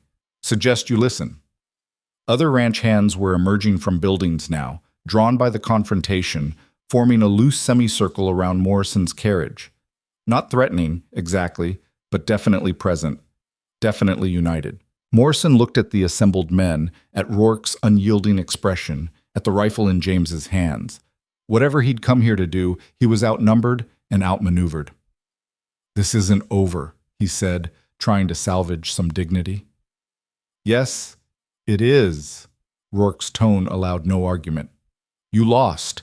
Accept it and move on, or keep pushing and find out exactly how much trouble I can make for a man who cuts ethical corners in his business dealings. Your choice. It wasn't a bluff. Elena could see it in Morrison's face, the sudden calculation, the recognition that Rourke had ammunition he hadn't expected. Whatever questionable practices Morrison had used to build his empire, Rourke knew about them, and would use that knowledge if pushed. Morrison climbed back into his carriage without another word, and his driver whipped the horses into motion with more speed than grace. The tension held until the carriage disappeared from view. Then James lowered his rifle, and the ranch hands dispersed back to their work with the casual efficiency of men who just handled a minor interruption. Rourke's eyes found Elena across the yard. You all right? She nodded, not trusting her voice. Good. We're done with the Morrisons. For good this time. He turned to go back inside, then paused. And Elena? Stop hiding in the equipment shed when things get interesting. You're part of this ranch now. That means being present for all of it, not just the parts that feel safe. It was a rebuke and an acknowledgement all at once, and Elena felt something shift in her chest. Part of this ranch. Present for all of it. She'd been thinking of herself as temporary, as someone on trial, always one mistake away from being sent away. But Rourke wasn't treating her like that anymore. He was treating her like someone who belonged, someone whose presence was assumed, not questioned. The realization was terrifying and exhilarating in equal measure. That evening, Rourke called her into his office after dinner. Elena went with a knot of anxiety in her stomach, unsure what this summons meant. He was standing by the window, looking out at the valley where the first stars were beginning to appear in the darkening sky. When he turned to face her, his expression was unreadable. Sit. Elena sat. Rourke remained standing, which put her at a disadvantage and probably meant something she couldn't quite parse. I've been doing a lot of thinking lately, he said, about this arrangement, about what we're actually doing here. Elena's heart hammered. This was it. The moment he told her the experiment was over, that she'd done well enough but not well enough, that it was time for her to move on. When you first came here, Rourke continued, I offered you a deal. Stay, work, prove yourself, and I'd marry you, partner with you in building this place. You remember that? Yes. You've been here almost 3 months. You've worked harder than most men I've employed. You've learned faster than I expected. You've earned the respect of everyone on this ranch who matters. He paused. You've proven yourself 10 times over. Elena's breath caught. So I'm going to ask you something, and I need you to answer honestly. No performance, no trying to give me the answer you think I want. Just the truth. Rourke met her eyes directly. Do you want to stay? Not because of your father's debt, not because you don't have other options, but because you actually want to build something here, with me, as partners. The question hung in the air between them, enormous and terrifying, and exactly what Elena had been both hoping for and dreading. Because the honest answer was complicated. I want to stay, she said slowly. I want to keep learning, keep building, keep becoming the person I'm capable of being here. You've given me chances I never would have had anywhere else, and I'm grateful for that. But, Rourke prompted, but I don't know if wanting to stay is the same as wanting to marry you. Elena forced herself to hold his gaze. I respect you. I trust you more than I've trusted almost anyone. But respect and trust aren't the same as love. Rourke's mouth quirked slightly. I'm not asking you to love me, Elena. I'm asking if you want to build something that matters. If you want to be an equal partner in running this ranch. If you can see yourself here in 5 years, 10 years, making decisions that shape what this place becomes. As your wife, as my partner. The marriage is just the legal framework that makes it official, gives you actual stake in this place, actual authority, protects you if something happens to me. He moved away from the window, pulled a chair around to face her, and sat so they were at eye level. I'm 42 years old. I've spent 15 years building an empire, and I need someone to help me run it. Someone who understands the work, who shares the values, who can make the hard decisions when I'm not around. That's what I'm offering, not romance, not some fairy tale, a real partnership in something that matters. Elena's mind raced. This was everything she'd worked for, everything she'd been building toward. But saying yes meant committing to a life she'd barely begun to understand, binding herself to a man she respected but didn't love, giving up any possibility of something different. What if I fail? She heard herself ask. What if I make decisions that hurt the ranch, or can't handle the pressure, or then we fix it together? That's what partners do. Rourke leaned forward slightly. Elena, failure isn't making mistakes. Failure is giving up when things get hard. And I've watched you face down blizzards, hostile gossip, my judgmental sister, and your own self-doubt without quitting. You don't have quit in you. That's why I'm asking. You barely know me. I know what matters. I know you tell the truth even when it costs you. I know you work yourself to exhaustion and then get up and do it again. I know you see problems and solve them instead of waiting for someone else to handle it. I know you treat the ranch hands with respect and the horses with kindness and the cattle with practical efficiency. That's enough. Is it? Elena asked quietly. Is it really enough to build a marriage on? It's more than most marriages start with. Most people marry for love and hope the partnership follows.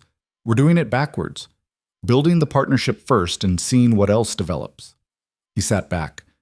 But I need you to make this choice freely, not because you feel obligated or grateful or trapped. I need you to choose this because it's what you actually want. Because a partnership only works if both people are fully committed.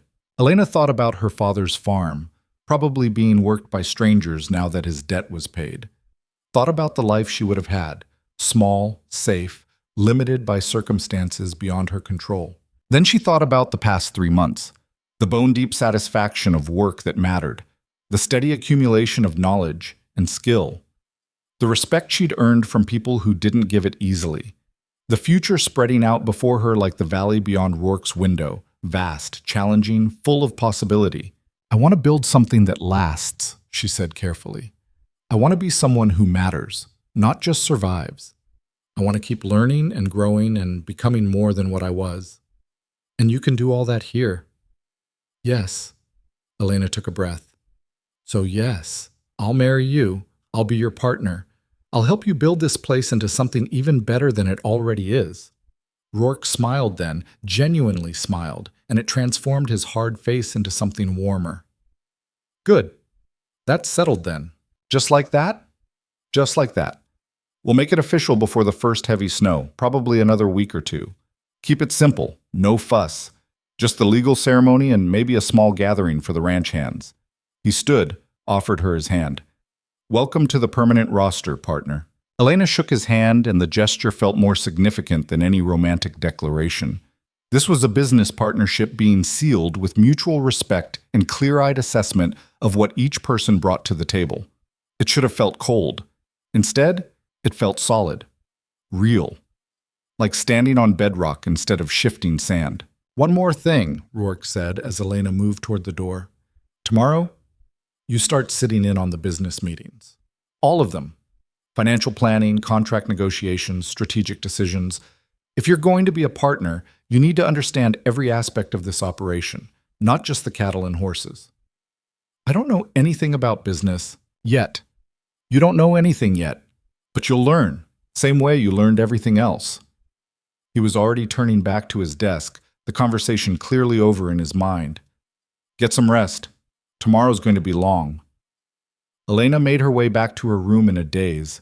She was getting married to Caleb Rourke, not out of love or desperation, but as a calculated partnership between two people who saw value in building something together. It was the strangest, most unromantic engagement imaginable. It was also exactly what Elena needed it to be. She wrote in her journal that night, "I said yes. Not because I had to, but because I wanted to. Not because I love him, but because I respect what we're building together. Is that enough? I don't know. But it feels like the right choice anyway. Like I'm finally becoming someone who makes choices instead of just accepting what's handed to her." Rourke's note the next morning was shorter than usual. Courage isn't the absence of fear. It's moving forward despite it. You're braver than you think. And somehow, reading those words in his sharp handwriting, Elena believed him. They were married on a Thursday in late November, in the front room of the ranch house, with a circuit judge Rourke had known for 20 years officiating. No white dress, no flowers, no guests beyond the essential ranch staff and Mrs. Chen. Elena wore one of Lynn's better dresses, dark blue wool that fit well enough. Rourke wore the same clothes he'd worn to breakfast: clean work shirt, dark pants, boots that had seen 1,000 days of actual labor. The ceremony took 7 minutes. "Do you take this woman?" "I do." "Do you take this man?" "I do." "Then by the authority vested in me by the territory of Idaho, I pronounce you married. Sign here." Elena signed her name in the ledger the judge provided, her hand steadier than she expected. Caleb Rourke signed beneath her signature, his handwriting as blunt and efficient as everything else about him. The judge witnessed, stamped the document, and that was it. Elena Whitmore became Elena Rourke with less ceremony than a cattle sale. James shook Rourke's hand with gruff congratulations. Mrs. Chen hugged Elena with surprising warmth. The other ranch hands offered polite nods and quickly dispersed back to work because Winter didn't care about weddings, and there were still a dozen tasks that needed finishing before the next storm. "Well," Rourke said when they were alone in the front room, the judge's carriage already disappearing down the valley road. "That's done." "That's done," Elena agreed. They stood there for an awkward moment, neither quite sure what happened next. This wasn't a romantic union that ended with a honeymoon or grand celebration. This was a business partnership that had just been legally formalized, and now they had to figure out what that actually meant in practice. "I've got a meeting with the feed supplier in an hour," Rourke said finally. "You should sit in.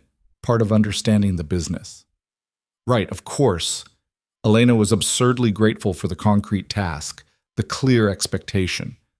"I'll get my notes." "Elena." She turned back. Rourke's expression was unreadable. "This is going to be strange for a while. The adjustment.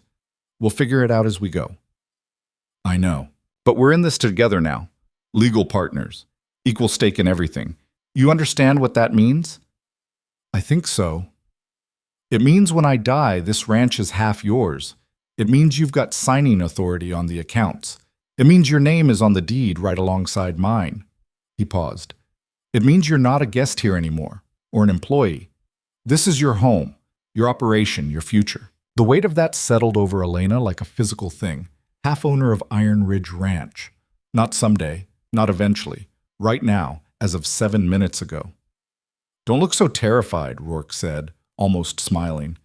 "You've been doing the work already. This just makes it official." "The work of a ranch hand," Elena said, "not the work of an owner." "Then it's time you learned the difference, starting with this supplier meeting." He headed toward his office. "And Elena? Stop calling me Mr. Rourke. We're married. Use my name." "Caleb," Elena said, testing it out. He glanced back, nodded approval, and disappeared down the hall.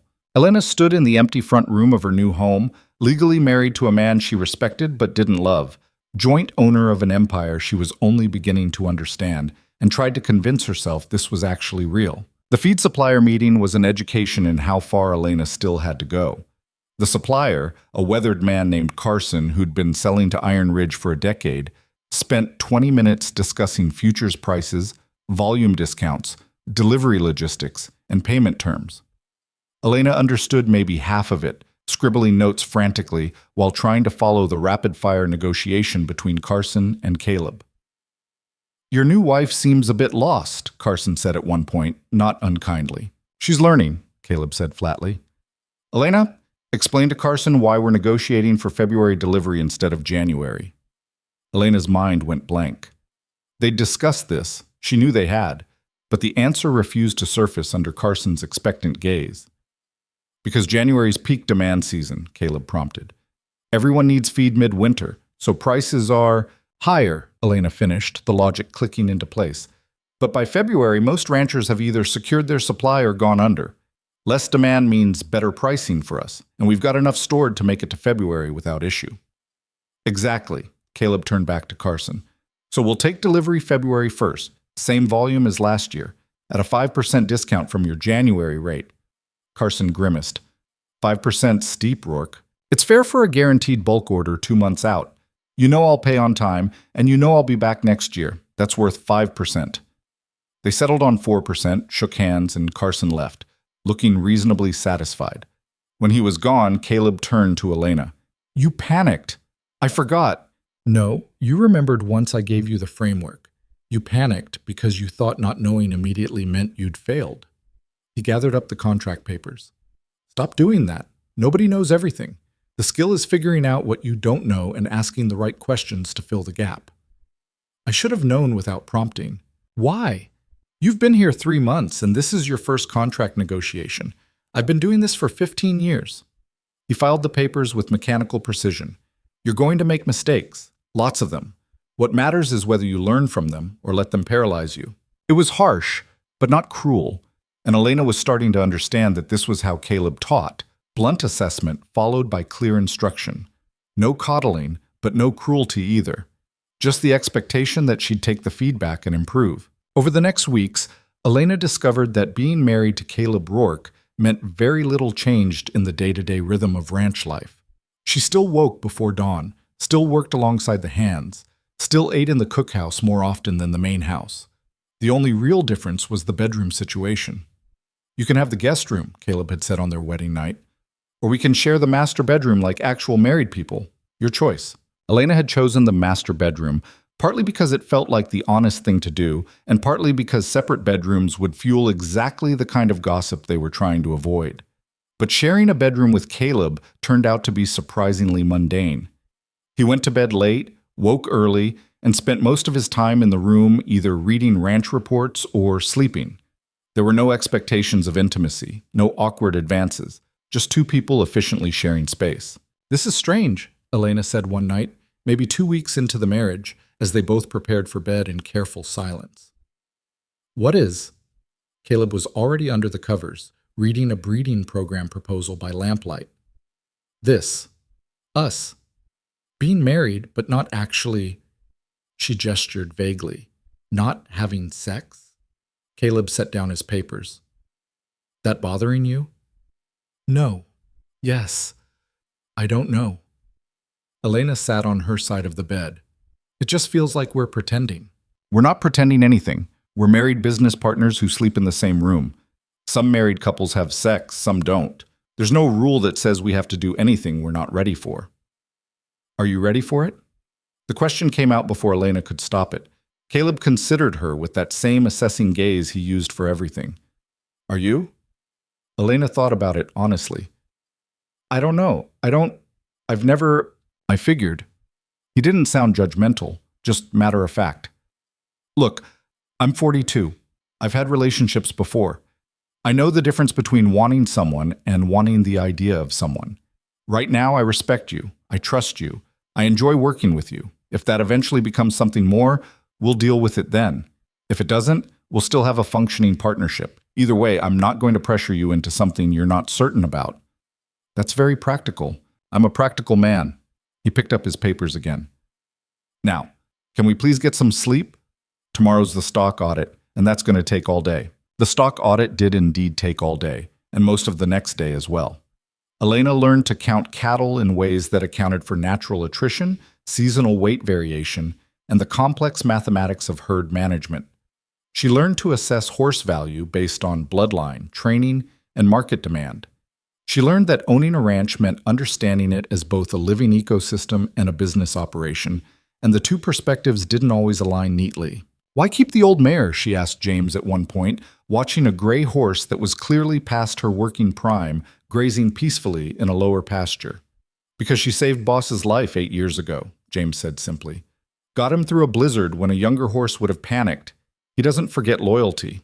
It was a small thing, that old horse in the pasture, but it told Elena something important about the man she'd married.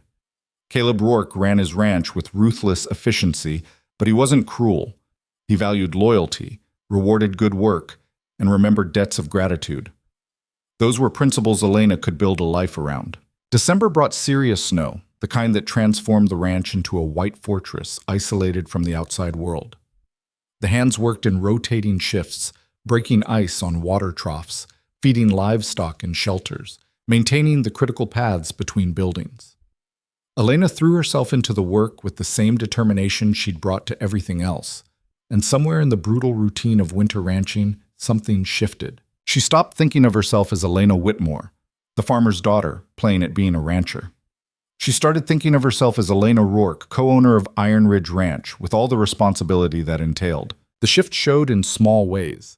She started making decisions without checking with Caleb first, reallocating resources, adjusting schedules, solving problems as they arose. And Caleb let her, watching her growing confidence with approval he rarely voiced, but showed in the way he deferred to her judgment on matters she'd mastered. The south pasture fence is failing, Elena told him one evening in mid-December. I checked it this morning. We need to either repair it now or move the cattle before it fails completely, and we lose livestock. What do you recommend? Caleb asked. Move the cattle.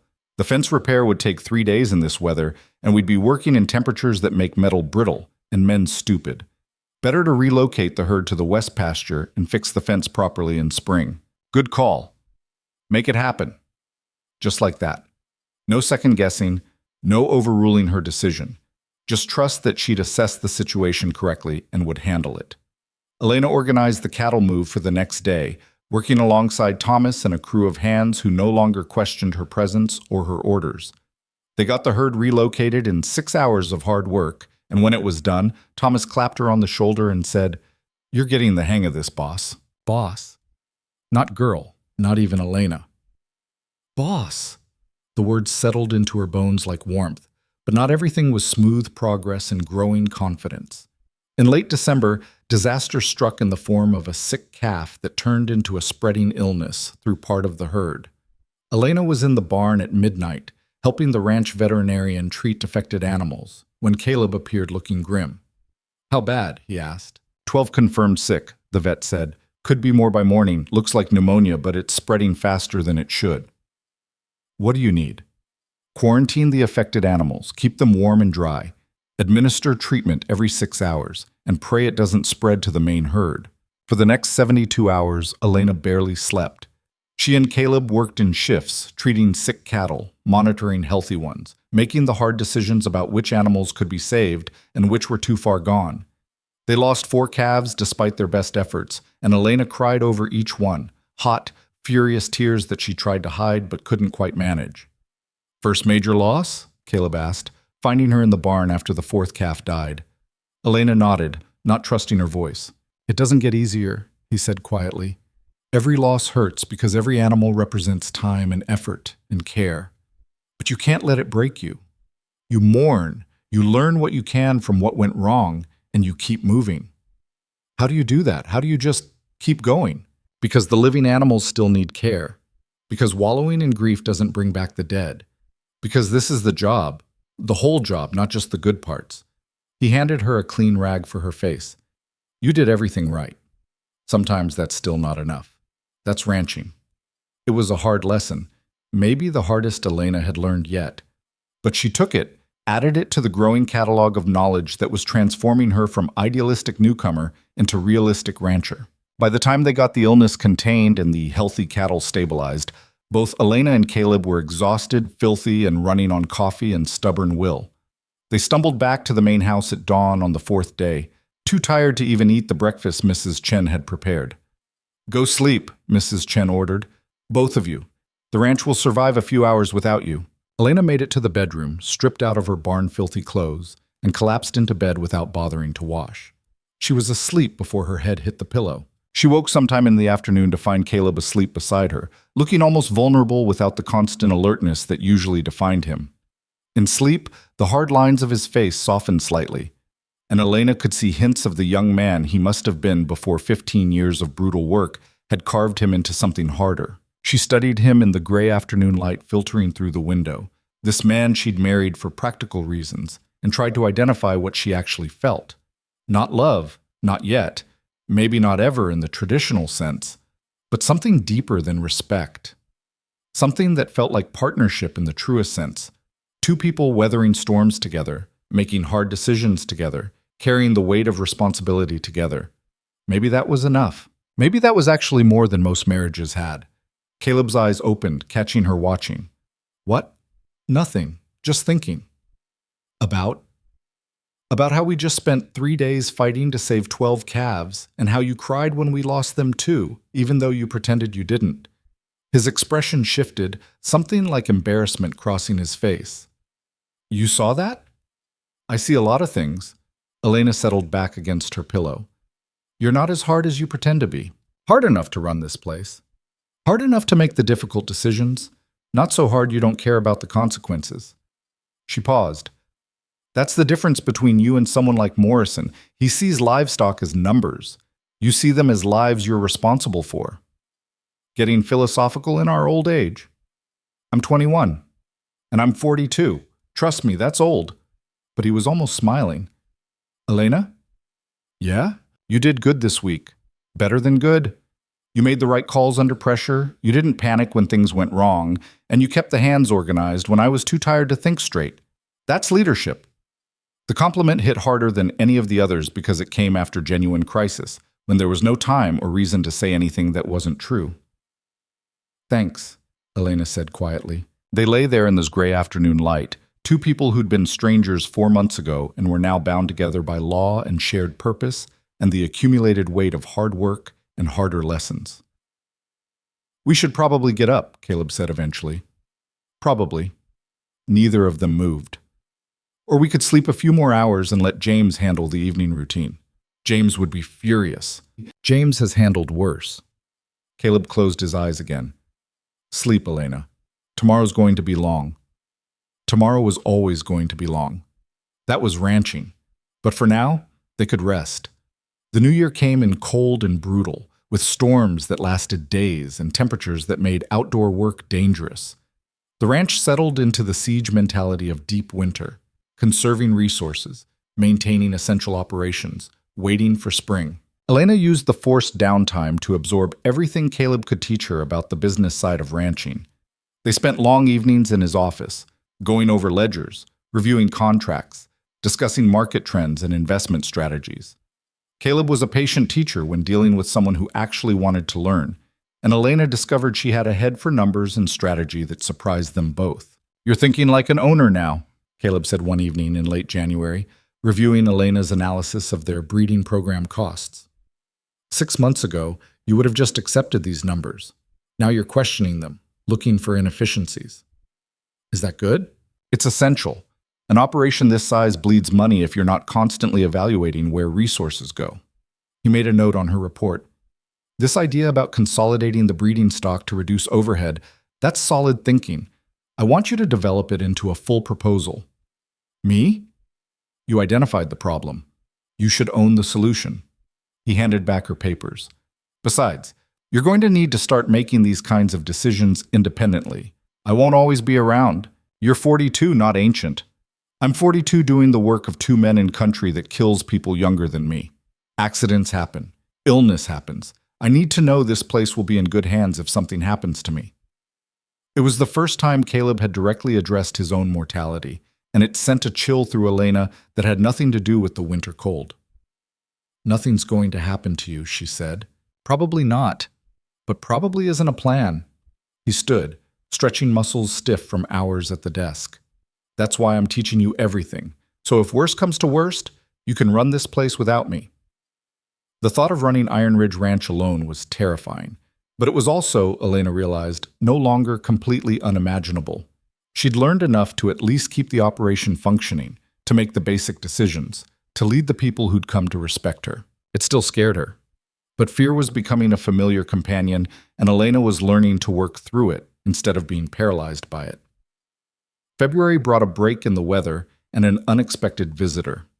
Catherine Thornton appeared on a bright, cold morning, without her husband or son, looking determined and slightly nervous.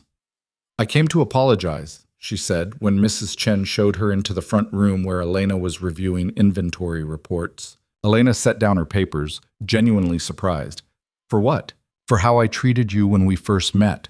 For assuming the worst instead of giving you a fair chance. For letting my own prejudices blind me to what was actually happening here." Catherine sat with the same rigid posture she'd had months ago, but her expression was different, less judgmental, more uncertain. "Robert's been lecturing me for months about it, and Philip won't shut up about how wrong I was. But mostly, I came because Caleb wrote me a letter, and it made me realize I'd been behaving like the kind of person I claimed to despise." "What did the letter say?" "That I'd let my disappointment about him not living the life I thought he should live make me cruel to someone who didn't deserve it. That Elena Rourke was now co-owner of this ranch, and if I couldn't treat her with the respect that position warranted, I wasn't welcome here anymore." Catherine's mouth twisted. "My brother doesn't make idle threats." "No, he doesn't." "Are you really co-owner? Legally?" "Yes. My name's on the deed, on the accounts, on all the legal documents." Catherine absorbed this, and Elena could see her reassessing everything. "That's unusual. Caleb values competence over convention." "Clearly." Catherine was quiet for a moment. "May I ask you something, honestly?" "Go ahead." "Do you love him? My brother?" It was the question Elena had been asking herself for months. "I don't know," she said honestly. "I respect him deeply. I trust him completely. I value what we're building together. Whether that's love or something else, I'm not sure. But it feels real and solid in ways I imagine a lot of marriages aren't." "That's more honest than I expected." "I've learned honesty is usually the right choice, even when it's uncomfortable." "From Caleb?" "Yes." Catherine smiled slightly. "He's a good teacher. Terrible at tact, but good at teaching." She stood, drawing her coat around her. "I won't take up more of your time. I just wanted to say I was wrong about you, and I'm sorry for the assumptions I made. If you're willing to give me another chance, I'd like to try being the sister-in-law you deserve instead of the judgmental harpy I was." Elena stood as well, touched by the apology despite herself. "I'd like that." "Good." Catherine moved toward the door, then paused. "One more thing. The social season starts in March. Parties, gatherings, the territorial governor's ball in April. You should come. Not as Caleb's wife playing at respectability, but as Elena Rourke, co-owner of Iron Ridge Ranch. Let people see what you actually are, instead of what they assume." "I don't know how to navigate that world." Neither did Caleb when he first started. But he learned, because it's part of protecting what he built. You'll learn too. Catherine's smile was warmer now, genuine. Besides, it would drive Thomas Morrison absolutely insane to see you at the governor's ball wearing a decent dress and discussing ranch management like you belong there. And I'd pay good money to see his face. The image was admittedly appealing. "I'll think about it," Elena said. After Catherine left, Elena found Caleb in the barn, checking on a mare due to foal any day. "Your sister came to apologize," Elena said. "I know, I saw her carriage." He ran a hand along the mare's flank, assessing. "She mean it?" "I think so." "Good. Catherine's stubborn and judgmental, but she's not cruel. Once she admits she's wrong, she actually means it." He glanced at Elena. "She tried to recruit you for the social season?" "How did you know?" "Because that's what Catherine does. Collects people she thinks are interesting and parades them around at parties like trophies." He moved to check the mare's hooves. "You want to go?" "Do you want me to?" "I asked what you want." Elena considered it. The idea of fancy parties and social politics was intimidating, but Catherine had a point, being visible as co-owner of Iron Ridge Ranch, demonstrating that she belonged in these spaces might be worth the discomfort. "I think I should," she said slowly. "Not for the social aspect, but for the business aspect. These are the people who contract with us, who influence policy, who could help or hurt the ranch. Knowing them, being known by them, that seems important." Caleb straightened, approval clear in his expression. "That's exactly right." Ranch management isn't just cattle and horses, it's relationships, reputation, influence. You're thinking strategically now. Is that a compliment? It's an observation. But yes. He headed toward the barn door. Come on. If you're going to the governor's ball, you need something decent to wear, and that means a trip to Boise. We'll go next week if the weather holds. You're coming to the ball? Someone has to make sure you don't get eaten alive by the social vultures. Might as well be me. It was said lightly, almost jokingly, but Elena heard the underlying message. They were partners in this too. Not just the ranch work, but the political work, the social work, all the messy complexity of building and protecting an empire. Thank you, Elena said quietly. For what? For teaching me to think bigger, to see beyond just the work in front of me. Caleb paused at the door, silhouetted against the bright winter sun. You're capable of more than you know, Elena. My job is just helping you see that. The trip to Boise was Elena's first time leaving the ranch since she'd arrived 5 months ago. The city seemed overwhelming after months of ranch isolation, crowded, loud, full of strangers and strange customs. But Caleb navigated it with easy confidence, leading Elena to a dressmaker Catherine had recommended. The dressmaker, a sharp-eyed woman named Mrs. Patterson, looked Elena up and down with professional assessment. You want something for the governor's ball, Caleb tells me. Yes, Elena said, and you've been working a ranch all winter. Let me see your hands. Elena held out her hands, roughened by months of hard work, and waited for the judgment. Mrs. Patterson smiled. Good.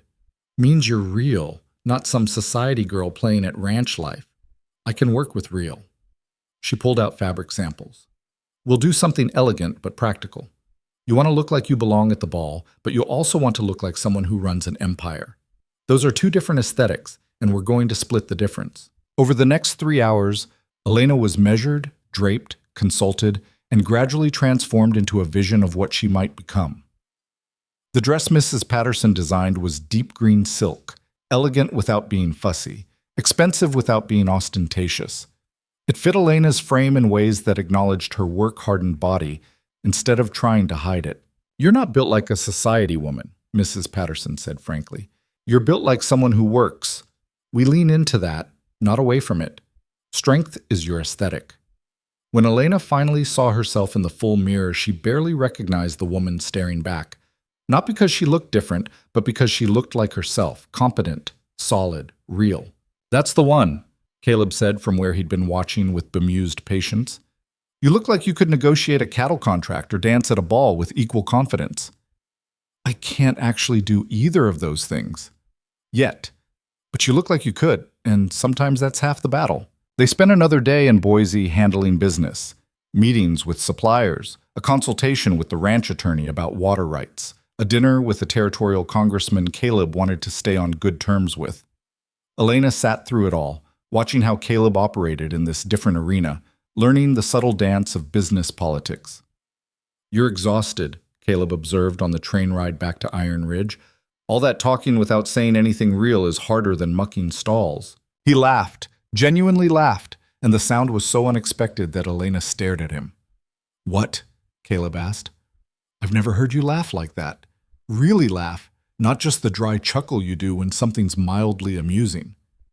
Maybe you're getting funnier. Or maybe you're getting more comfortable. His expression softened slightly. Maybe both. They rode in comfortable silence after that, watching the winter landscape roll past. Two people who'd started as strangers and were slowly, painfully becoming something more like actual partners. When they arrived back at the ranch, James was waiting with news that the mare had foaled, a healthy colt, good bloodlines, excellent conformation. You want to name him? Caleb asked Elena. Me? Your first foal as co-owner. Your privilege. Elena thought about everything the past months had taught her, the hard lessons, the small victories, the slow accumulation of knowledge and confidence. Gamble, she said. We'll call him Gamble. Caleb smiled. Perfect. And somehow in that moment, standing in the ranch yard with mud on their boots and a new colt in the barn and months of hard work behind them, Elena felt something click into place. This was her life now. Not the life she'd imagined, not the life anyone would have predicted, but hers nonetheless. She'd gambled on honesty, on hard work, on a partnership with a hard man in a harder landscape. And she was winning. Spring came late that year, arriving in fits and starts through March and into April. The snow retreated grudgingly, revealing muddy pastures and the accumulated debris of a hard winter. Elena threw herself into the seasonal transition work, organizing calving operations, coordinating fence repairs, managing the complex logistics of moving livestock back to summer ranges. She was in the middle of a budget review when Mrs. Chen appeared in the office doorway, looking unusually rattled.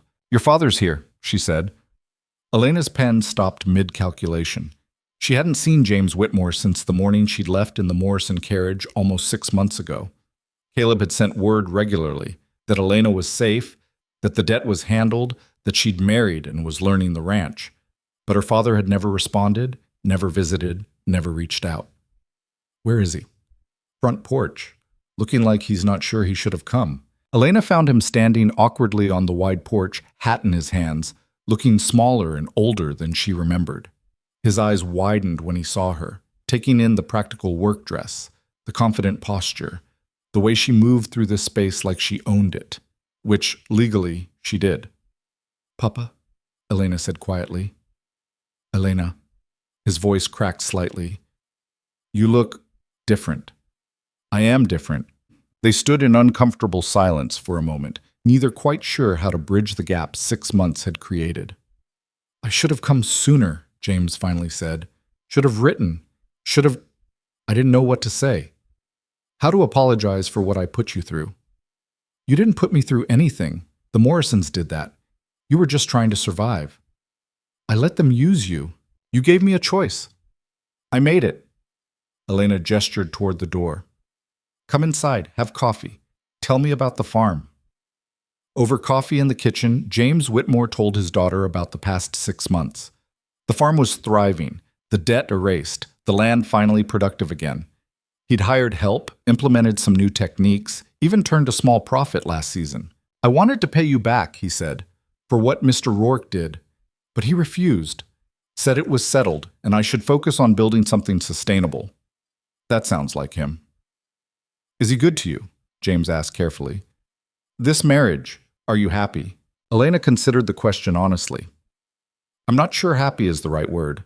Satisfied, maybe. Challenged, growing, learning things I never would have learned anywhere else." She met her father's eyes. "It's not what I imagined my life would be, but it's better than what I feared it might become." That's not exactly a ringing endorsement. It's honest, which is more valuable than any pretty lie I could tell you. Elena refilled both their coffee cups. "I'm a co-owner of this ranch, Papa. Not just Caleb's wife, an actual equal partner with legal stake in everything. I make decisions that affect dozens of people's livelihoods. I negotiate contracts worth thousands of dollars. I'm learning to think strategically about markets and resources and long-term planning.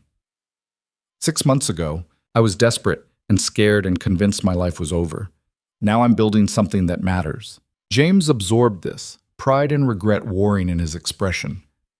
"Your mother would be proud of you." "I hope so."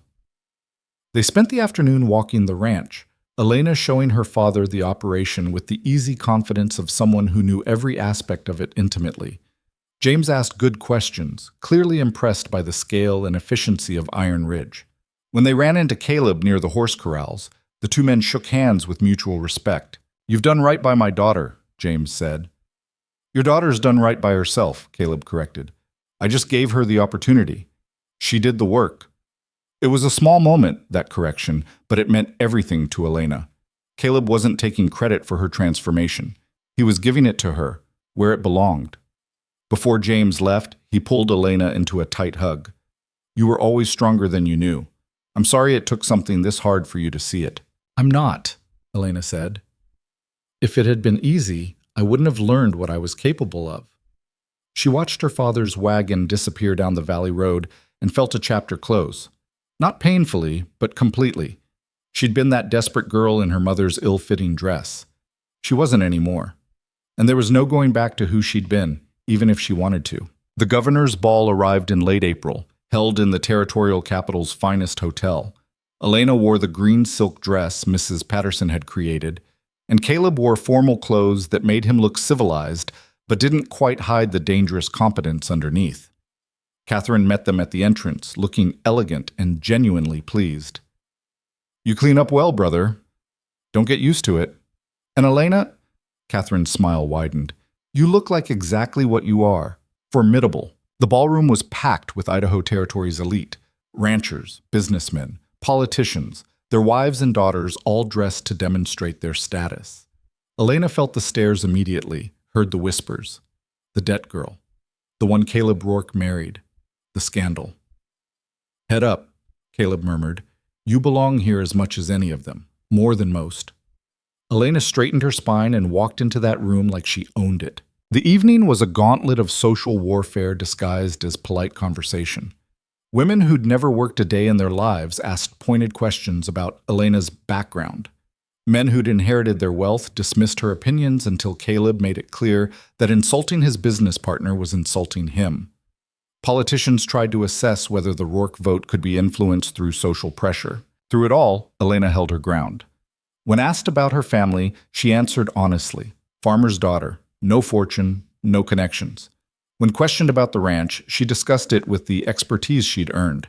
When condescended to, she responded with the kind of blunt truth that left social climbers floundering. You're making enemies, Catherine observed at one point, watching Elena eviscerate a banker's wife who'd suggested women shouldn't involve themselves in business matters. I'm making the right kind of enemies, Elena corrected. The kind who respect strength even when they don't like it. The evening's true test came when Thomas Morrison appeared with his wife and daughter. Victoria Morrison looked every inch the society beauty she was. Perfect dress, perfect manners, perfectly polished. She was everything Elena wasn't. Everything society said Caleb should have married. Rourke, Morrison said with forced civility. Mrs. Rourke. Elena noticed he couldn't quite meet her eyes when he said her married name. Morrison, Caleb replied neutrally. They stood in awkward silence until Victoria spoke, her voice surprisingly kind. I wanted to apologize, Mrs. Rourke, for my father's behavior. What he tried to do, using you as a pawn, it was cruel and beneath contempt. Elena studied Victoria Morrison and saw genuine regret. You weren't part of that decision. No, but I benefited from my father's ruthlessness often enough. It's taken me too long to recognize that. Victoria glanced at her parents, then back to Elena. For what it's worth, I think my father got exactly what he deserved. Public embarrassment and a lesson in why manipulation fails against people with actual integrity. Margaret Morrison looked scandalized. Thomas's face went dangerously red. But Victoria just smiled serenely and walked away, leaving her parents to fumble through the rest of the uncomfortable encounter. Well, Caleb said when the Morrisons had retreated, that was unexpected. Victoria Morrison has more backbone than her parents gave her credit for, Elena observed. Probably why you actually refused her. You saw she deserved better than being used as a business strategy. You're learning to read people. I had a good teacher. The evening wound down with dancing, and Elena found herself in Caleb's arms for the first time, moving through a waltz with careful competence, if not particular grace. You're doing fine, Caleb said, guiding her through the steps. I'm counting and trying not to step on your feet. That's what everyone's doing. They're just better at hiding it. He pulled her slightly closer, and Elena felt the solid warmth of him, the quiet strength that had become familiar over months of partnership. You were magnificent tonight. You know that? I was honest. There's a difference. No, there isn't. Not anymore. Not for you. His eyes met hers, and something shifted in his expression, something warm and complicated that Elena couldn't quite name. You've become exactly what I hoped you would, someone who sees challenge and meets it head-on, someone who values truth over comfort, someone who builds instead of just taking. I learned all that from you. You always had it in you. I just gave you space to let it grow. The music swelled around them, and Elena let herself feel the moment. The achievement of standing in this ballroom as an equal, not a charity case. The satisfaction of earning respect through competence rather than birth. The strange, complicated warmth of being known fully by another person and valued for exactly who she was. Maybe this was love. Not the romantic fantasy version, but something deeper and more durable. Partnership that had been tested and proven. Trust built through shared struggle. Respect earned through honest work. Maybe that was actually better. Summer brought its own challenges and rewards. Elena worked alongside the hands during cattle drives, earning calluses on top of her calluses, and the kind of bone-deep exhaustion that came from 16-hour days in the saddle. But she also saw the ranch through a full seasonal cycle, understanding now how each phase built on the last, how planning in winter determined success in summer. She was reviewing breeding program results one evening in July when Caleb appeared in the doorway looking troubled. "We need to talk about something." Elena set down her papers, immediately alert. Caleb didn't hedge. If he said they needed to talk, something was wrong. He sat across from her, silent for a long moment. "I got a letter today from a rancher in Montana, fellow I knew years ago, before I came to Idaho. He's getting old, wants to retire, and he's offering to sell me his operation. 10,000 acres, good water rights, established herd. It's a hell of an opportunity." "But," Elena prompted, "but it would mean expanding beyond Iron Ridge, setting up a second operation in Montana, spending significant time away from here. Maybe eventually relocating entirely if the Montana ranch proves more profitable." He met her eyes. "It would also mean uprooting you from what you've built here, asking you to start over in unfamiliar territory." Elena's mind raced. This was a test, she realized, not of her loyalty, but of her partnership. Caleb was asking whether she was willing to grow beyond the familiar, to take risks on something bigger than what they'd already built. "What do you think we should do?" she asked. "I think it's a good opportunity, but only if we both commit to it. This isn't my decision to make alone anymore." "Then let's see the numbers, the land assessment, the market analysis. Let's make the decision based on facts, not fear of change." Caleb smiled slowly. "That's exactly what I was hoping you'd say." They spent the next 3 weeks analyzing the Montana opportunity from every angle. Elena pored over financial projections, studied territorial maps, consulted with James about operational logistics. She asked hard questions, challenged assumptions, forced them both to think through worst-case scenarios. In the end, they decided to take it. Not immediately, not recklessly, but as a carefully planned expansion that would begin with Caleb spending summers in Montana while Elena managed Iron Ridge's operations. If it proved successful, they'd make more permanent arrangements later. "You're comfortable running this place on your own for 3 months at a time?" Caleb asked the night before he left for Montana. "No," Elena said honestly, "but I'm capable of it, which matters more than comfort. You've come a long way from the scared girl who showed up here last November. That was a different person." Elena meant it. The woman she'd been, desperate, uncertain, defined by her circumstances, felt like a stranger now. "I barely recognize her anymore." "Good, she got you here, but this version of you is who survives and thrives." Caleb left for Montana in early August, and Elena took full operational control of Iron Ridge Ranch. It was terrifying. It was exhilarating. It was exactly what she'd been training for without quite realizing it. The first crisis came 2 weeks in when a flash flood damaged the South Pasture irrigation system. Elena had to make fast decisions about resource allocation, emergency repairs, and whether to relocate cattle or risk losing grazing land. She handled it with the same methodical approach Caleb had taught her. Assess the situation, identify options, choose the least bad path forward, execute decisively. The repairs took 3 days and cost more than Elena liked, but they saved the pasture and kept the cattle healthy. When she sent Caleb the damage report, his response was characteristically blunt. "Good call. Would have done the same. You're ready for this." The second crisis came a month later when one of the longtime ranch hands, Rodriguez, was injured in a fall from his horse. Broken leg, serious enough to end his working season. Elena visited him in the bunkhouse where the ranch doctor had set the bone and found him staring at the ceiling with grim acceptance. "I understand if you need to let me go," Rodriguez said. "Can't work, can't earn my keep." "You've worked here for 7 years," Elena said. "Given this ranch honest labor and loyalty. One injury doesn't erase that. Most operations would." "We're not most operations." Elena pulled up a chair. "You're on paid leave until that leg heals. When you're recovered, you come back to work. And if for some reason the leg doesn't heal right, we'll find you work you can do. Bookkeeping, equipment maintenance, training new hands. We take care of our people, Rodriguez. That's not charity. That's how you build something that lasts." Rodriguez's eyes went suspiciously bright. "Mr. Roark teach you that?" "He showed me what it looks like. I'm just applying the lesson." Word of how Elena handled Rodriguez's injury spread through the ranch hands, then through the wider ranching community. It was a small thing, one decision about one injured worker, but it sent a message about what Iron Ridge Ranch valued, about how Elena Rourke ran her operation. People talked. Some called it soft. Others called it smart. But everyone agreed. The debt girl who'd arrived as an insult had become someone worth watching, worth respecting, worth doing business with. Caleb returned from Montana in October, weather-worn and satisfied. The Montana operation was viable, showing real promise.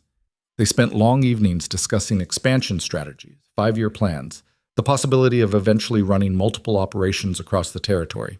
"You handled things perfectly while I was gone," Caleb said, reviewing Elena's careful documentation of every decision she'd made. "Better than perfectly, actually. You made improvements I hadn't thought of. I had good training. You had good instincts. The training just helped you trust them." He set down the reports and looked at her directly. "Elena, I need you to understand something. This operation, both operations now, they're as much yours as they are mine. Not because we're married, but because you've earned it through actual work and actual competence. When I die, whenever that is, you're not just inheriting property, you're inheriting something you built." "We built," Elena corrected. "No, we're building, present tense, together." He paused. "And I think it's time we made that more than just a business partnership." Elena's heart stuttered. "What do you mean?" "I mean, I've spent the last 3 months in Montana missing you. Not missing having a competent partner, though I did. Missing you specifically. Your particular brand of stubborn honesty. The way you challenge my assumptions. The way you see problems I miss because you're not locked into my patterns." He stood, moved closer. "I respect you. I trust you. I value what we've built together. But somewhere in the last year, that became something more. And I hope, maybe you feel it too." Elena stood to meet him, her mind racing through a year of shared work, shared struggle, shared victories. "I don't know what love is supposed to feel like," she said honestly. "But I know that when you were in Montana, the ranch felt incomplete even though all the work was getting done. I know that I trust your judgment more than my own sometimes, and that you're the first person I want to tell when something goes right or wrong. I know that this partnership we've built feels like the most real thing in my life." "That's close enough to love for me," Caleb said quietly. He kissed her then, and it wasn't the passionate romance of storybooks. It was solid and real, and tasted like coffee and mutual respect and a year of building something worth keeping. When they pulled apart, Elena was smiling. "We're terrible at romance," she observed. "We're excellent at partnership. That's worth more." That night, their marriage became something more than legal partnership and shared bedroom space. It became a conscious choice, made freely by two people who knew exactly who they were and what they were building together. The years that followed proved the foundation they'd built. Iron Ridge expanded carefully into Montana, then into Wyoming. Elena and Caleb developed a rhythm, splitting time between operations, trusting each other to handle what came up, making major decisions together and minor decisions independently. They weathered drought, market crashes, and the deaths of loyal workers. They celebrated successful breeding programs, profitable seasons, and the slow accumulation of small victories. They argued about strategy, pushed back on each other's assumptions, and learned that disagreement between equals could strengthen rather than weaken a partnership. Catherine became a genuine friend, someone Elena could talk to about the peculiar challenges of being a woman in a male-dominated business. Philip ended up working summers at Iron Ridge, learning ranch management under Elena's teaching, and eventually taking over the Montana operation when his banking career proved unsatisfying. James Whitmore visited regularly, proud of his daughter's transformation, but also wise enough to let her be the person she'd become rather than trying to preserve the girl she'd been. Thomas Morrison died 5 years after Elena's arrival at Iron Ridge, bitter and diminished, having lost most of his empire through overreach and poor judgment. Victoria Morrison, by contrast, divorced her controlling husband, took control of her inheritance, and built something honest from the ruins of her father's schemes. She and Elena developed a cordial professional relationship, two women who understood what it cost to build something real. Rodriguez recovered from his injury and worked at Iron Ridge for another 12 years before retiring with a pension Elena personally designed. His loyalty became the model for how they treated all long-term employees. Investment in people paid dividends that couldn't be measured in money alone. 10 years after Elena Whitmore arrived at Iron Ridge Ranch as a desperate pawn in someone else's game, she stood on the porch of the main house watching autumn paint the valley in gold and red. She was 31 years old, co-owner of 3 successful ranching operations spanning 2 territories, respected by peers who'd once dismissed her as charity case trash. Caleb emerged from his house, 2 mugs of coffee in hand, and settled beside her on the porch swing they'd installed 5 years ago. He was 52 now, his hair more gray than brown, lines deeper around his eyes from years of sun and wind and the weight of running an empire. "Thinking about?" he asked, handing her a mug. "About how strange it is that the worst thing that almost happened to me turned into the best thing that actually happened. That's one way to look at it." "It's the true way." Elena sipped her coffee, let the warmth spread through her. "If Morrison hadn't tried to use me as an insult, if you hadn't seen through it, if I hadn't decided to tell the truth instead of playing along, I'd be somewhere completely different now. Probably small. Probably scared. Probably still just surviving instead of actually living. You would have found your way eventually. Competence doesn't stay hidden forever." "Maybe, but maybe not. Sometimes we need someone to see in us what we can't see in ourselves yet." She leaned into him, comfortable with the physical closeness that had developed so gradually she couldn't pinpoint when it had become natural. "You gave me space to become someone I didn't know I could be. That's worth more than any fortune. You did the work. I just didn't get in your way. You did more than that.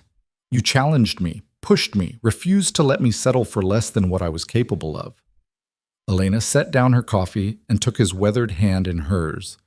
"You saw a desperate girl in a borrowed dress and looked past all that to something worth investing in. Why?" Caleb was quiet for a long moment, watching the mountains darken as the sun set. "Because I remembered what it was like to have nothing and need someone to give you a chance. Because I'd rather gamble on potential than settle for guaranteed mediocrity. Because you were honest when dishonesty would have been easier, and that's the rarest quality there is." He squeezed her hand. "And because I was lonely, even if I didn't admit it, and you felt like someone who might understand what it costs to build something that matters. Was I worth the gamble? You became worth more than I gambled. That's a different thing." He smiled slightly. "Best business decision I ever made, marrying you. Best personal decision, too, falling in love with you somewhere along the way." "I love you too," Elena said, and meant it completely.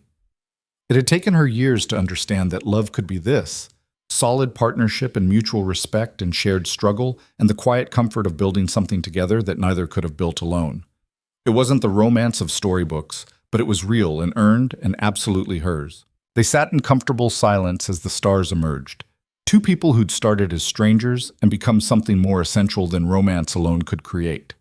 They'd built an empire, yes, but more than that, they'd built a life based on honesty and hard work, and the radical belief that value came from what you did, not what you were born with. Elena thought about the girl she'd been, desperate, frightened, convinced her life was ending.